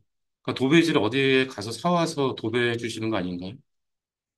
그러니까 SI 연합체가 ISP 업체 망을 만들 건데 그때 필요한 각종 네트워크 장비, 시스템, 운영체제, 소프트웨어를 각각의 벤더로부터 구매를 한 다음에 여기다가 설치를 하는 거죠. 이해되시죠? 그러니까 SI 연합체가 이 벤더랑 파트너 관계를 맺으려고 하지 않을까요? 우리가 어디 물건 살 때도 회원이 되면은 뭐 포인트 적립되고 좀 뭔가 할인되고 그런 거 있지 않아? 그러니까 그런 것처럼 이런 SI 에너지는 각각의 벤더와 파트너 관계를 맺어요. 파트너. 그래서 파트너 관계를 맺으면 뭐 네트워크 장비든 시스템이든 운영 체제든 뭐 소프트웨어든 저렴하게 받아올 수가 있단 말이에요. 대신 조건이 있겠지. 1년에 얼마큼 사야 된다. 또 몇 년마다 주기적으로 교체해야 된다. 그리고 너네 회사 매출이 얼마큼 돼야 된다. 또 우리가 발급하는 자격증 소지자 몇 명이 돼야 된다. 그러니까 이러한 조건이 충족되면 파트너가 되고, 그 파트너가 되면은 뭐 예를 들어서 100만 원짜리 장비를 막 60만 원을 갖고 온단 말이에요. 그 60만 원을 갖고 와서 여기다 이제 납품할 때는 다시 얼마로? 100만 원으로 다시 납품을 하는 거지. 그러면 40만 원 차익이 생기잖아. 그런 걸로 이윤창출 하는 거지. PT의 경우는, 응? PT의 경우는, 네, 그래서 그 네트워크 수업을 하다 보면은 안 나올 수 없는 그런 업체 용어이기 때문에 ISP, 뭐 SANI, 벤더, 용어는 좀 알아두시면 좋을 것 같아요. 자, 그럼 다시 저희 내용으로 돌아와서. 그래서 웬이라고 하는 네트워크는 랜과 랜을 연결하는 외부 네트워크인데 일단은 라우터라는 장비가 필요하고 요즘은 라우터 말고도 뭐 다양한 제품들이 있어요. 뭐 L3 스위치, 뭐 방화벽, 기타 등등. 네, 근데 일단은 라우터만 알아두시면 될 것 같고 그다음 웬에서 쓰는 프로토콜로는 얘네들이 있지만 현재는 사용하지 않고 그 대부분 이더넷을 쓰고 있더라. 그리고 기업 입장에서는 ISP 업체로부터 그 회선을 임대하는 방식으로 연결하고 있고, 그래서 관리도 ISP 업체 관리자, 담당자 또는 이 ISP 업체 망을 운영하는 SIN 업체 담당자, 관리자가 관리를 하더라. 라고 보면 될 것 같아요. 자, 그리고 웬에서 이더넷을 쓰는 이유는 이 이더넷 프로토콜을 사용하는 네트워크 장치들이 계속 발전이 되다 보니까 밴드위스 이 대역폭, 그러니까 영어로 하면은 밴드위스라고 하는데, 대역폭은 여러분 차선 생각하시면 쉬워요. 4차선, 8차선, 당연히 교통량이 많으면 어떤 차선이 더 빠릅니까? 8차선이 더 빠른 거 아니야? 그치, 차선이 많으니까. 그러니까 이거를 네트워크에서는 대역폭이라고 한단 말이에요. 밴드위스. 네. 그래서 이더넷 프로토콜을 사용하는 네트워크 장치들이 계속 발전이 되다 보니까 이런 대역폭들이 많이 보장이 된대요. 그래서 그냥 이더넷 장치는 10메가, 패스트가 들어가면은 100메가, 그다음에 기가빗 들어가면은 막 1000메가, 그다음에 10기가 이더넷은 당연히 이제 여기다 곱하기 10 하면 되니까 1000메가. 그러니까 이렇게 대역폭이 막 1000메가, 1000메가까지 지원되는데 이거를 내부에서만 사용하고, 그러니까 내부에서는 1000메가인데 외부에서는 막 1메가 이러면 돼요, 안 돼요? 그럼 안 되지. 예. 그러니까 이 외부 네트워크라고 하는 이 웬이라고 하는 환경도 대부분 다 이더넷 쓰고 있다고 보시면 돼요. 우리나라 같은 경우는 저 ISP 업체들이 2000년도 초반에 망을 한번 개편했거든요. 장비 한번 새로 싹 다 갈아엎으면서. 그때 대부분 다 이더넷으로 망을 만들었다고 보시면 돼요. 그러니까 우리나라가 초창기부터 인터넷 속도가 어때요? 다른 나라에 비해서? 되게 빨랐다는 얘기죠. 자, 그 다음에 이제 인터넷. 인터넷은 많이들 이제 오해하시는 게, 뭐, 저 또한 뭐, 제 아들한테도 그렇게 얘기를 하긴 하는데, 그 브라우저 실행해서 이렇게 어딘가 접속하면은 다들 이거를 인터넷이라고 얘기를 많이 하시지 않나요? 그래서 야, 인터넷 그만해라 이런 얘기 하잖아요. 근데 이게 인터넷이 아니고 이거는 웹 서비스죠. 월드 와이드 웹 따따따. 아니, www 있잖아요. 네. 그러니까 웹 서비스고 인터넷이라고 하는 거는 전 세계적으로 연결된 네트워크망을 인터넷이라고 하는 거예요. 이게 약자죠. 인터내셔널 네트워크. 그 줄여가지고 인터넷. 네. 그래서 인터넷이라고 하는 거는 전 세계적으로 연결된 네트워크망을 인터넷이다라고 합니다. 네. 그래서 어떤 프로토콜이 필요하냐면은 TCP, IP라고 하는 프로토콜은 무조건 있어야 된대요. 네. 물론 UDP도 있어야 되고요. 이더넷도 있긴 있어야 돼요. 근데 보통 이제 얘기할 때는 TCP, IP라고 얘기를 합니다. TCP, IP. 자, 그럼 이게 전 세계적으로 연결이 되어 있거든요. 그러면 이 케이블 연결이 되어 있다는 얘기잖아요. 케이블. 그럼 이 케이블이 어디를 통해서 연결이 되어 있을 것 같아요? 해저 케이블. 대부분 다 바다를 통해서 연결이 되어 있다고 보시면 돼요. 바다를 통해서 연결하는 게 더 수월하지 않을까, 작업할 때? 만약에 내륙을 통해서 연결하면은 산간지방도 많이 있고, 막, 그 뭐지? 그 국경도 있고 막 하잖아요. 응? 그러니까 대부분 바다 통해서 연결되어 있다고 보시면 되겠고요. 음. 여기 사이트 한번 가보실래요? 구글 열어서 그냥 검색하면 나올 거예요. 서브 마린 케이 바로 나오네요.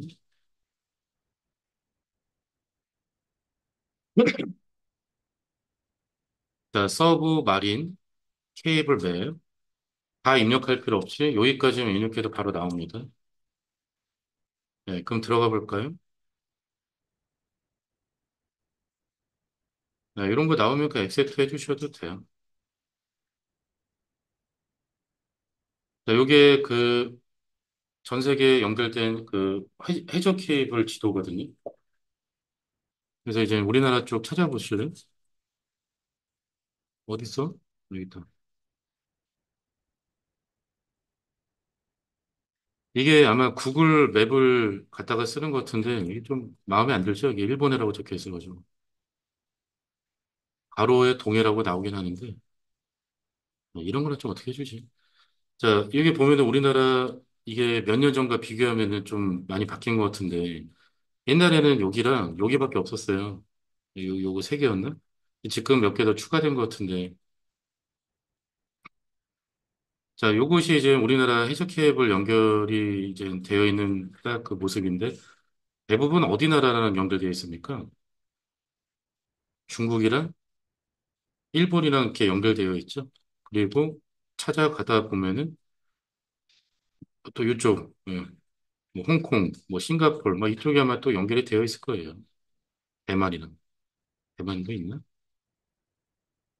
모르겠다. 자, 그리고 이렇게 이제 연결이 되어 있다는 거. 그래서 참고로 한번 보시면 될 거고, 그다음에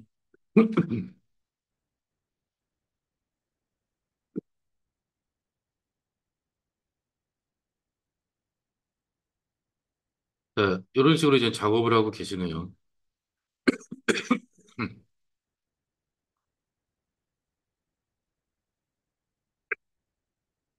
죄송합니다.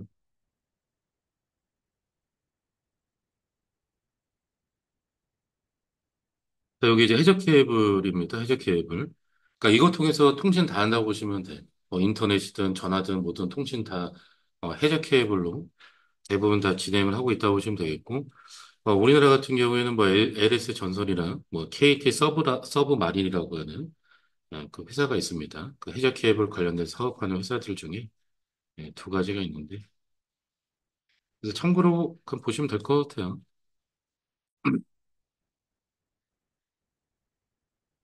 자, 그 다음에 이제 인트라넷이라고 하는 게 있어요. 인트라넷. 자, 인트라넷은 그 기업 내부에서 사용하는 네트워크망을 인트라넷이다라고 합니다. 그러니까 외부에서 접근하면 돼요, 안 돼요? 외부에서 접근이 되면 안 되겠죠? 그러니까 기업 내부에서만 사용하는 네트워크망 서비스를 인트라넷이라고 합니다. 인트라넷. 그래서 용도는 회사 게시판, 공지사항, 뭐 기록 연락, 뭐 소음 소리, 기타 등등. 그러니까 이런 거를 하기 위해서 사용하는 네트워크망이고, 현재는 대부분 얘도 웹 서비스로 제공하고 있어요. 웹 서비스. 그래서 웹 서비스를 제공하고 있기 때문에 이러한 것들을 공유하기 위해서 이제 웹브라우저를 접속해서 아이디 패스워드 입력해서 로그인하게 되면은 그러니까 이런 것들을 다 볼 수가 있다는 얘기죠. 그래서 인터넷은 보안상의 이유 때문에 외부에서 접속되는 것을 권장한다, 안 한다? 안 한다. 만약에 외부에서 접속이 되면은 그게 뭐가 인트라넷이야? 그냥 홈페이지지. 그래서 이건 제가 보여드릴게요. 자, 제가 구글에서 인타이틀, 인트라넷 직원용 사내, 그 인텍스트 로그인. 자, 이렇게 검색을 한번 해봤어요. 그러면 이렇게 인트라넷 로그인 되는 그런 사이트 많이 있지 않나요? 자, 뭐 어딘지 모르겠지만 클릭. 여기 나오잖아요. 아이디 패스워드. 그러니까 이렇게 접근하는 것 자체가 인트라넷의 본질이 사라지는 거예요. 알겠지? 외부에서 접근되면 안 돼요. 어. 근데 이렇게 접근이 되면은 인트라넷의 목적이 사라진 거죠. 왜냐면 누가 아이디 얻으면 패스워드 123, 패스워드 0000 로그인 되면 어떻게 하려고. 그렇지. 물론 안 되지만.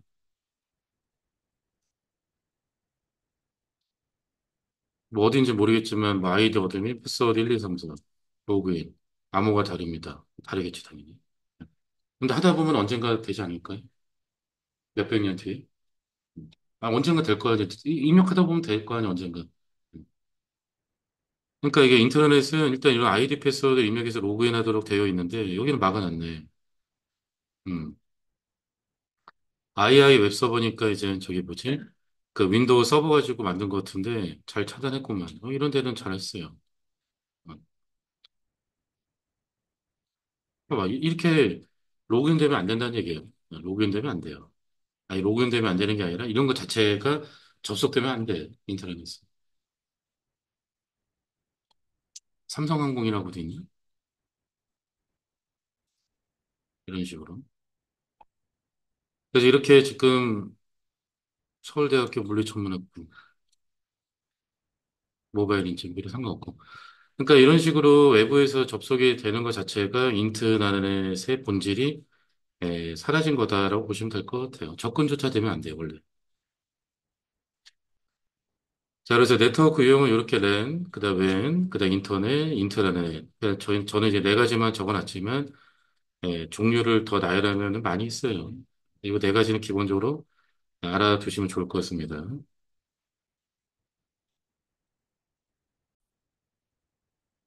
자, 그 다음에는 5번, 뭐, 데이터 전송 관계라고 나와 있는데, 저는 이제 네트워크 하면 이게 가장 중요하다 생각이 되거든요.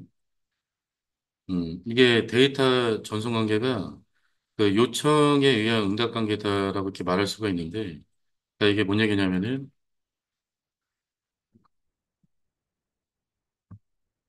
요청자를 클라이언트라고 이제 저희는 앞으로 얘기를 할 거고요. 클라이언트. 그 다음에 응답자를 저희는 이제 서버라고 얘기를 할 겁니다. 그럼 당연히 누가 누구한테 요청을 할까요?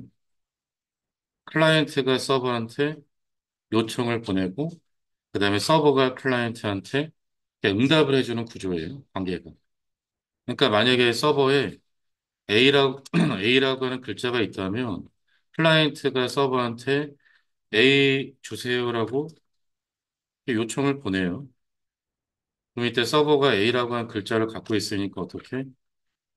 A입니다. 라고 이렇게 이제 응답을 주는 거죠. 그럼 우리 화면에 뭐가 나오는 거예요? A가 나오는 거지. 이게 다예요. 근데 이렇게 간단한 내용인데도 저는 되게 중요하다 생각합니다. 그 왜 중요하냐면은 우리가 모니터 화면에 A를 보려면 요청을 보내고 반드시 어떻게 응답을 받아야 되지 않나요? 여보세요 하면 네 해주잖아요. 그죠? 그러니까 A 주세요 하면 A를 주잖아요. 그러니까 요청, 응답 관계 되게 중요합니다. 그래서 네트워크를 처음 이제 하시면 나중에 그 환경을 만들 때 이렇게 가는 것만 생각한단 말이에요. 근데 가는 것만 생각하면 안 되고 다시 어떻게? 돌아오는 것도 생각을 하셔야지. 우리가 어디 길을 떠날 때도 가는 거 말고 다시 돌아오는 것도 생각을 하지 않나요? 편도 왕복으로 다 하지 않나? 그치? 자, 그럼 제가 PC 브라우저에서 만약에 뭐 네이버를 접속합니다. 그럼 제 PC는 클라이언트예요? 서버예요? 제 PC는 클라이언트가 되겠죠? 그럼 이런 글자, 사진, 이러한 데이터를 갖고 있고 이거를 준 애가 이제 뭐가 되는 겁니까? 서버가 되는 거죠. 네.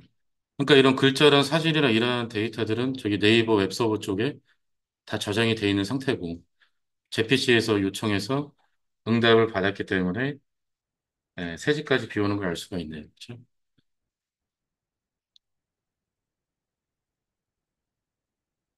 그 클라이언트, 서버.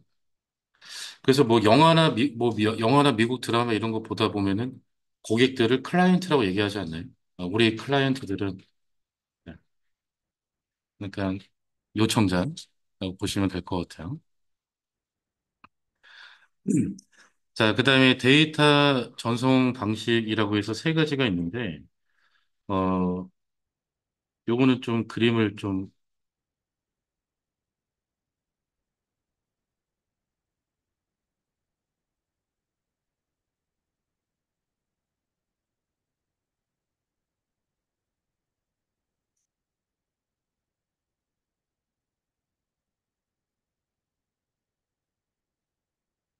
그림이 있으면은 좀 설명을 금방 마무리할 수가 있기 때문에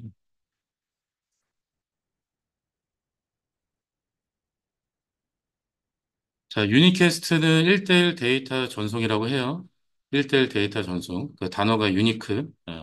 1대1 데이터 전송. 그 다음에 브로드캐스트는 1대 전체 데이터 전송. 그 다음에 멀티캐스트는 1대 특정 그룹에게 데이터를 전송하는 방식을 멀티캐스트다라고 하는데, 자, 현재 클라이언트가 6대가 있답니다. 6대. 자, 그리고 얘가 이제 동영상 서비스를 제공하는 멀티미디어 서버래요. 그래서 동영상이 나오기 위해서는 1메가가 필요하대. 1메가. 자, 그럼 6대 클라이언트가 이 멀티미디어 서버한테 요청을 보냈어요. 근데 이 멀티미디어 서버가 유니캐스트로 만약에 동영상 데이터를 전송하겠답니다. 그럼 1메가짜리 데이터 몇 개를 만들어야 되냐면은 클라이언트가 몇 대입니까? 6대잖아요. 그럼 1메가짜리 데이터를 6개를 만들어야 돼요.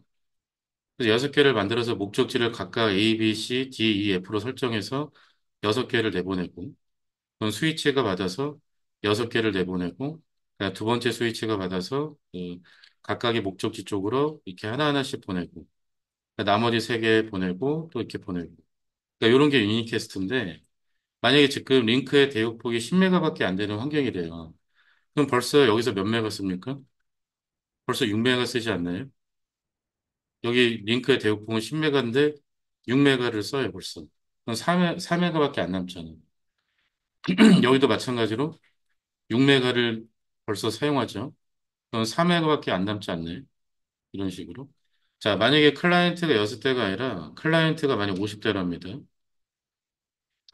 그러면 서버는 유니캐스트로 만약에 보낸다면 이 1메가짜리 데이터 몇 개를 보내야 돼요? 50개를 보내야 되겠죠. 50개. 그럼 50개가 나갈까 못 나갈까요? 링크의 대역폭이 10메가밖에 안 된다는데 1메가짜리 50개를 내보내야 돼. 나간다 못 나간다? 못 나간다는 얘기예요. 그러면 영상 나와 안 나와 얘네들? 영상이 안 나오겠죠. 나온 애들도 있긴 하겠지. 8대, 9대 정도는.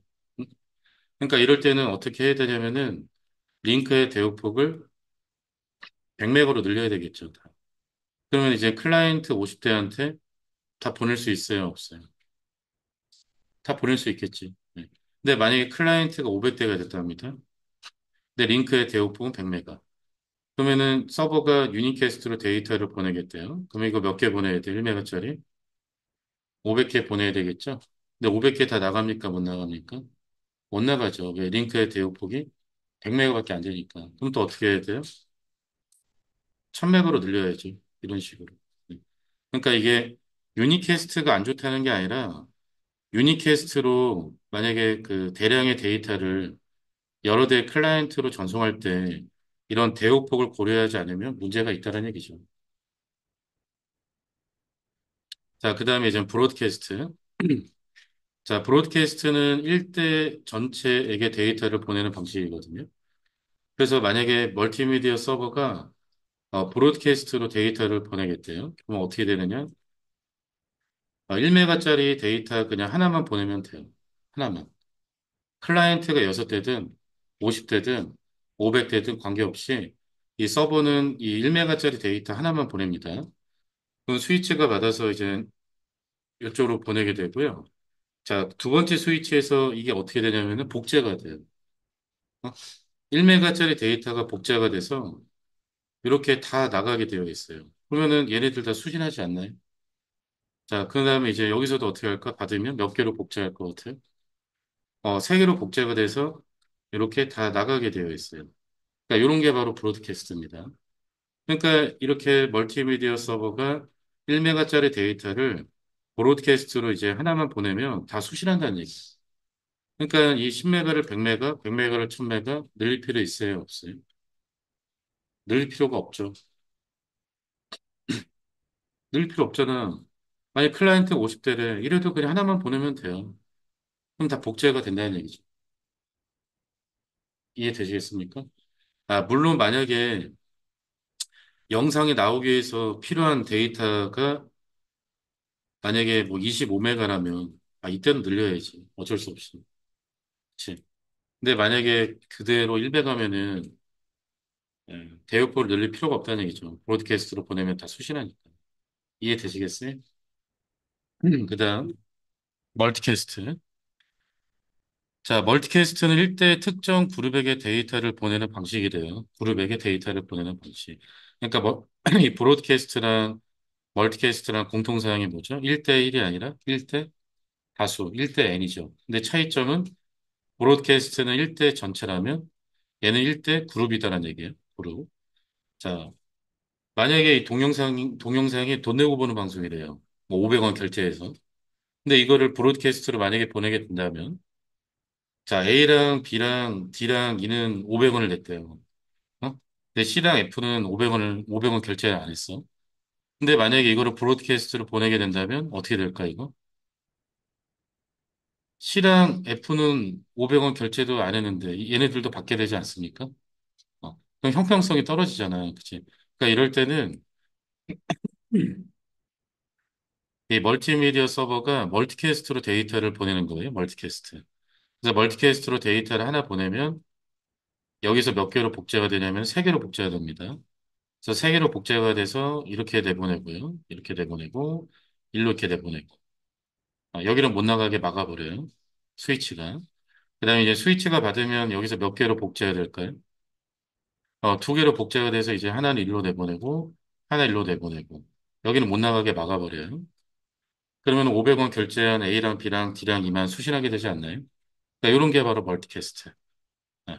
이런 게 바로 멀티캐스트. 아니면 좀 다르게 설명을 해드리면은 제가 만약에 이 볼펜을 여러분들한테 유니캐스트로 만약에 드린다면 제가 이거 볼펜 몇 개 만들어야 되죠? 네, 20개 만들어서 어떻게? 하나하나씩 갖다 드려야 되죠? 그러니까 이런 게 유니캐스트. 누가 힘들까요? 네, 이거 볼펜 주는 사람이 힘들지 않을까, 서버가?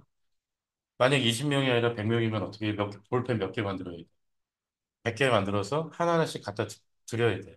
그러니까 서버 입장에서는 힘들겠지. 그렇다고 유니캐스트가 나쁘다는 건 아니에요. 왜냐면 가장 많이 쓰는 거예요, 유니캐스트. 그러니까 지금 비교를 하다 보니까 괜히 유니캐스트가 안 좋은 것처럼 보이는데, 예. 근데 만약에 제가 이 볼펜을 여러분들한테 브로드캐스트로 만약에 보낸다면, 저는 이거 볼펜 몇 개만 쓰는데, 하나만 만들어서 보내면 이게 어떻게 복제돼서 다 수신한다는 얘기죠. 근데 만약에 이 볼펜은 이 우측에 계신 분들만 저는 드리고 싶대요. 근데 이걸 브로드캐스트로 보내면 어떻게 되는 거지? 좌측에 계신 분들도 다 수신하게 되죠. 그러니까 이럴 때는 어떻게 우측에 계신 분들을 멀티캐스트 그룹으로 만들어서 제가 볼펜을 보내면 우측에 계신 분들만 수신한다는 얘기죠. 그러니까 이런 게 이제 멀티캐스트다라고 합니다. 그리고 이 그룹이라고 해서 꼭 같은 네트워크에 모여 있을 필요가 없어요. 그러니까 논리적인 겁니다. 다른 네트워크에 있어도 같은 그룹이 될 수가 있어요.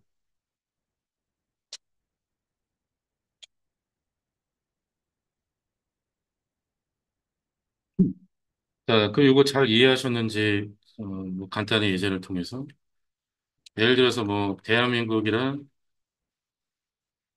이게 어디 남았지? 예선 뭐 남았죠?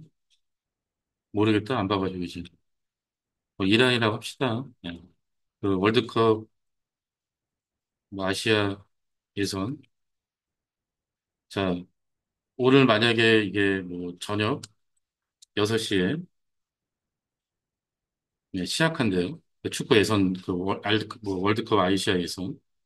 자, 근데 집 도착하니까 저녁 7시랍니다. 그럼 전만 좀 봤어요? 못 봤어요? 못 봤죠? 음. 근데 나는 처음부터 그냥 전반전부터 보고 싶대. 어? 그러면 방송하는 측에서 무슨 캐스트로 보내줘야 될 거야? 어? 그러니까 나는 전반전도 아직 안 봤고 결과도 모르니까 나는 치킨이랑 막 맥주랑 소주까지 됐고 뭐 이런 거 다 이렇게 주안상 하나 다 차려놓고 이제 좀 이렇게 이쁘게 보고 싶대요. 나는 전반전부터. 그러면 방송해주는 측에서 무슨 캐스트로 쏴줘야 될까요? 응? 유니캐스트로 방송을 보내줘야지. 1대1이니까 전반전부터 다시 보내주면 되잖아. 데이터가 있을 거니까. 근데 만약에 이거를 브로드캐스트로 만약에 보낸다면 갑자기 다른 사람들도 근데 이제 후반전 봐야 되는데 갑자기 뭐가 나와요? 전반전이 또 나오잖아. 그러니까 이럴 때는 유니캐스트로 보내줘야 되고. 그런 거 없대요. 그냥 후반전 보래요. 그러면 무슨 캐스트? 브로드캐스트로 보내주면 되는 거죠. 근데 만약에 이거 돈 내고 보고 싶지도 않지만 만약에 돈 내고 보래요. 1,000원. 그럼 무슨 캐스트로 보내줘야 돼? 네, 멀티캐스트로 보내줘야지. 1,000원 결제한 사람들만 봐야 될 거 아니에요.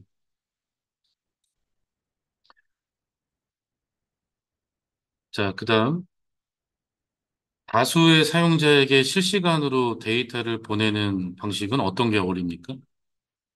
다수의 사용자에게 실시간으로 데이터를 전송하는 방식은 브로드캐스트가 어울리죠. 물론 멀티캐스트도 어울리겠죠. 멀티캐스트도. 자, 예제 1번. 자, 여러 사용자에게 실시간으로 영상 서비스를 하기 위한 효율적인 방식은 무엇인가? 뭐야, 방금 얘기했던 건데? 네, 브로드캐스트. 그죠? 네, 브로드캐스트. 근데 만약에 돈이 들어간다면, 어? 멀티캐스트가 효율적인 방식이죠. VOD와 같은 과금을 실시해서 특정 사용자에게만 영상 서비스를 하기 위한 효율적인 방식은 이게 뭐 영상 서비스라고 해서 항상 브로드 멀티가 아니죠. VOD와 같은 과금을 실시해서 특정 사용자에게만 그러니까 무슨 캐스트? 이제 유니캐스트가 되겠지. 아니 VOD 내가 500원 결제했는데 옆집 KT 가입자도 같이 나오면 그거 좀 이상한 거 아니야? 네. 그러니까 이런 건 이제 유니캐스트가 되는 거죠. 그리고 이 브로드캐스트는 이 글이 많이 남아있네. 제가 만약에 여기 PC에서 브로드캐스트를 만약에 내보냈어요. 그러면은 여기 있는 PC들 다 수신하거든요. 다 수신하고요. 라우터도 수신합니다. 라우터도. 근데 라우터는 이 브로드캐스트를 받으면 받았지 절대 바깥으로 넘기지 않아요. 다른 네트워크로. 만약에 라우터가 브로드캐스트를 받았는데 이 브로드캐스트를 다른 네트워크로 넘기잖아요. 그럼 전 세계는 하나의 네트워크가 되는 거예요. 하나의 랜이 되는 거죠. 하나의 랜. 그러면 만약에 라우터가 브로드캐스트를 받아서 넘긴다면 특정 PC에서 브로드캐스트를 보내는 순간 전 세계 모든 PC가 어떻게? 브로드캐스트 다 받는다는 얘기잖아. 그럼 그 말은 전 세계 모든 PC들이 브로드캐스트 보내면 다 받는다는 거 아닐까? 그럼 PC 키자마자 터질걸요, 아마? 전 세계 모든 전기 신호가 다 들어온다는 얘기잖아, 내 PC. 그러니까 이 라우터라는 장비는 브로드캐스트를 받으면 받았지 절대 받은 거를 넘기지는 않습니다. 아시겠죠? 네, 요거는 좀 미리 알고 계시면 좋을 것 같아요. 응?